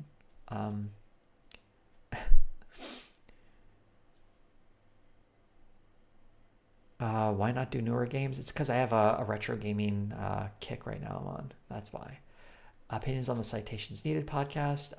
Not watched it in a long time. Oh, Lufia 2 is a direct prequel to the first, while Metal Max Returns as a remake of the NES first game. Oh, interesting. Okay. Maybe I could play either one of those then. Although I do like things, playing them in the order they come out. So even if it is a prequel, I find prequels often like invest a lot more into later versions of the games. It's like, actually, no, that's not. Yeah, it was when I played Yakuza 0 before playing the other Yakuza games, and there were references I didn't get until I played the other games, and I realized I should have played 0 perhaps a little closer to the order in which it was released. Would I ever consider doing a Full House retrospective? Yeah, I would consider it if people really want me to. Suggestion for Brave Fencer Musashi. I have played that, actually.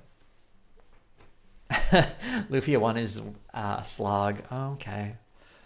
Maybe I won't play it. Maybe I will. Parasite Eve. That's a good suggestion. I'd like to try that out.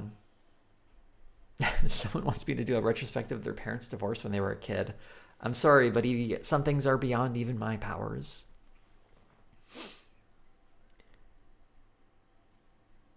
Fan of Letterkenny. I've never actually watched it, but I know a lot of people love it.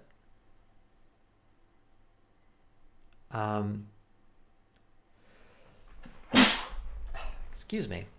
Someone asking my opinion on The Great Leap Forward. Well, and ask me when I'm done my 5-hour video on it, I guess.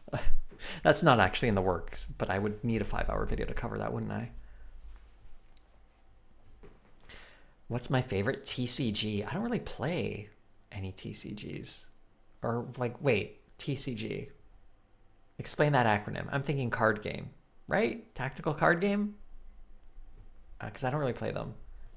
The last one I played was I guess it was technically a game. It was a video game of a card game. SNK versus Capcom 2 Card Fighter Clash. Or is it Card Fighters Clash 2? Okay. I could not do a very nice sarcastic question about a retrospective on Saturday Night Live. That'd be interesting. Maybe from a certain era, but I don't even know where the eras would be cut off. But it's such a topical show. I've not played the Phantasy Star games, but again, I feel like I would want to start at the beginning for their... I'm always feeling like doing that. Someone's asking me about the Kendrick Drake beef. As someone who lives in Toronto, it's been unpleasant to watch him just get schooled by Drake. Or schooled by Kendrick. Oh, wow. Is that a Freudian slip? Ooh. Do I have any other video ideas in mind other than sitcom retrospectives, political videos? I'd like to branch out. I'm just not sure what. I'd be a little worried about alienating some of the audience. But if I think I had a good enough idea, I would do it. I just don't think I have a good enough idea. Someone suggested Clock Tower 3. Again, if you're going to recommend a series, I'd probably want to start at the beginning. So if the first Clock Tower is good, and I am vaguely aware of Clock Tower, I've just never played them. But someone asked did I get any feedback from The Drinker? No, not that I'm aware of. Which is weird. So many people warned me, oh, they're going to talk about you on their little podcast, and then they didn't. And it's like, oh, I guess my stuff isn't cool enough. That's fine though. It's totally fine. They can do whatever they want. Someone actually about anthro characters. I don't rank them on their sexual appeal. What is my favorite leftist podcast? And am I a fan of Chapo Trap House or Pod Damn America or TrueAnon? I don't really listen to any of those. I don't know if I have a favorite leftist podcast, to be honest. Let me think about that. No, I don't think I have a favorite. I do listen to a lot of podcasts, but it's about a lot of other stuff that isn't just leftist politics. Actually, when I listen to podcasts, I tend to go with more generic mainstream news coverage just to get a sense of what's going on in the world and what people are talking about. Although it sometimes does get very frustrating because some of the mainstream media coverage of things is very liberal. Someone to the left of that, you just kind of roll your eyes.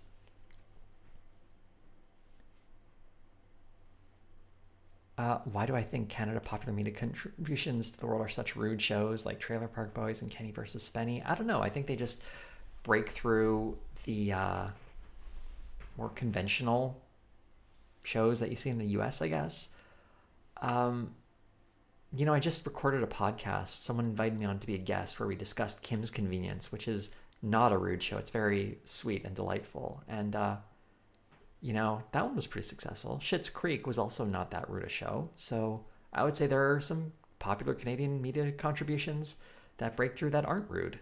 I don't know what the proportion is like. But, there are rude shows that aren't Canadian as well. Opinion on the N64 using cartridges for rendering 3D graphics. Controversial. Had they gone with CDs, that probably would have saved their market share. But in the long run, I would rather have a reasonable competitor to Nintendo in the form of Sony and PlayStation than have Nintendo sit at the top as a kind of a monopoly. Because Sega was really struggling in that generation, weren't they? So yeah. Favorite Canadian musician, band? I don't know. Someone already asked this. I don't know how to answer that. How liberal is Toronto? Not as liberal as people imagine, or let's say left-wing. Not as left-wing as people imagine, but still to the left of the rest of Ontario, which isn't saying a lot, to be honest. Ontario's pretty conservative. Oh, someone said, thank you for introducing you to Gundam Witch from Mercury. You're very welcome. It's an awesome show, isn't it? I really enjoyed it. I'm glad you enjoyed it too. What are my thoughts on Gundam through Gundam Double Z? I never figured out how to say it. Is it Double Z, Double Zeta, ZZ, Z? I've never actually watched that one, but I did watch the original Mobile Suit Gundam and Zeta. I am not a huge fan of UC in general, and those shows did not really resonate with me. A big problem was, though, I watched the original Mobile Suit Gundam's dub. Maybe I would have liked it more if I watched it sub, because generally I prefer to watch things subbed.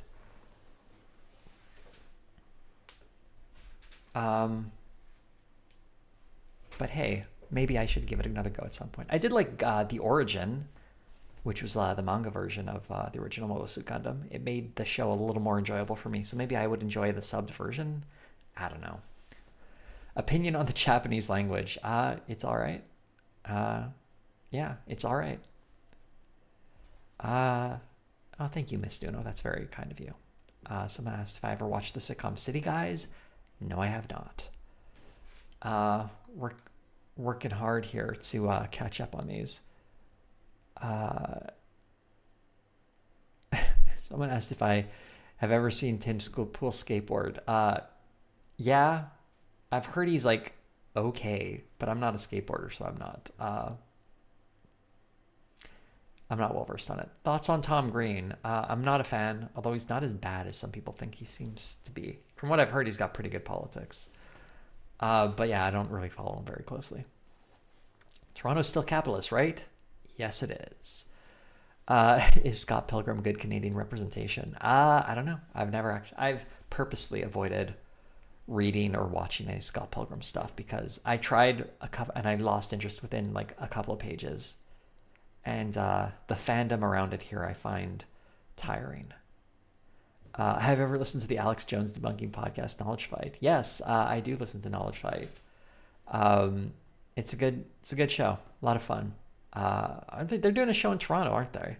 I was thinking of buying tickets. The one I clicked through, apparently they were all sold out. And I was like, can I use my YouTube celebrity to get a ticket to this thing? And then I was just like, I don't want to be that kind of guy.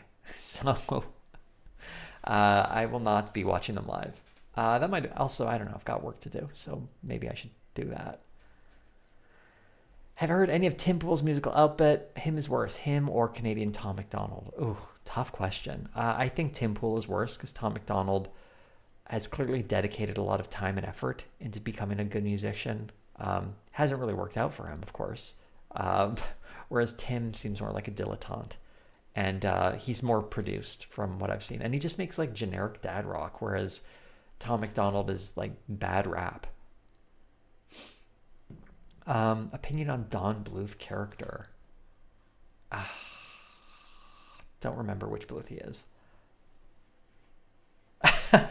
Someone saying the small clip about space lesbians piloting their Pride Gundam to fight space capitalism completely solely on Witch from Mercury. Yeah. I think I said future lesbians or future capitalism because I didn't use space twice. But yeah, I'm glad you checked it out. It's a great series, though. I wish they had fought a little harder against capitalism, to be perfectly honest. But they were definitely space lesbians, weren't they? Pineapple on pizza? Yes. Yes, I will. In fact, I had pineapple on pizza like 2 weeks ago. It was good stuff. What's my favorite IP that I don't engage with because of the fandom? Ooh, interesting question. There's got to be a couple, isn't there? It used to be Dragon Ball. For those who don't remember, Dragon Ball used to have the worst, most toxic community online. This is going way back. It was unfortunate. Things have changed, though, and they're much better than they used to be. But for a while, that was one I avoided. Nowadays, general gaming fandom, I guess. There's so much sludge in that space, and there are good places to talk about it. Or no, maybe comics. Comics is pretty bad, too. Just because the minority who is pretty bad thinks they're the majority. So they'll just like elbow their way into every space when it's clearly not one where they're welcome. And it just gets so exhausting having to talk to them ever.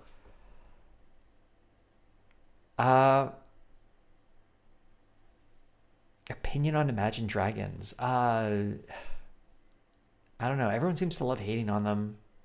I'm pretty indifferent. I've heard a few songs. I remember I heard a song that I was like, oh, this is pretty good. And then I heard another song that sounded exactly the same. And I'm like, oh, it's the same song. And then I heard another one of their songs. And I'm like, oh, it's the same song again. So did they just make the same song over and over? I genuinely don't know. I don't really follow Imagine Dragons.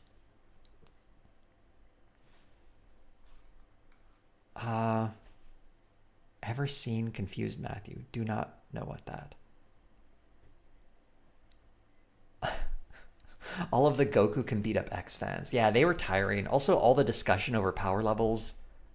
I remember I was on a panel once for Anime North a couple of years ago, and someone asked me a power level question. Like, what do I think Gohan's power was at the end of Dragon Ball? And I was like, well, I'm pretty sure it was about 17,322,812.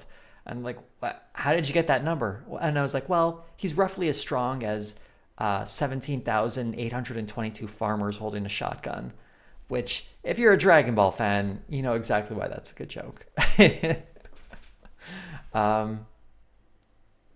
And yeah, isn't the Goku versus Superman discussion just so exhausting? Really and truly, it does not matter. Do I stan K-pop? No, I've listened to some K-pop I like. I just don't, I don't stan it, I guess.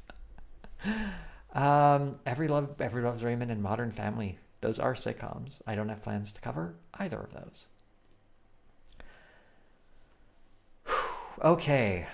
I finally caught up in the chat. Isn't that lovely?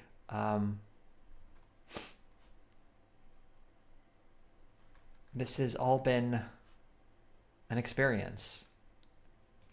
And, oh, I lost the chat. How do I get this to go away? Okay, I'm back. We've been doing this for about, 3 hours and 40 minutes. Let's wrap it up. I thank you all so much for coming out. And a lot of people hanging around for the Q&A even. That's awesome. Good turnout. Just having a laugh at Tim Pool. How can we all go wrong? I hope I can come up with some fun things to do in a stream in the future. Maybe next month.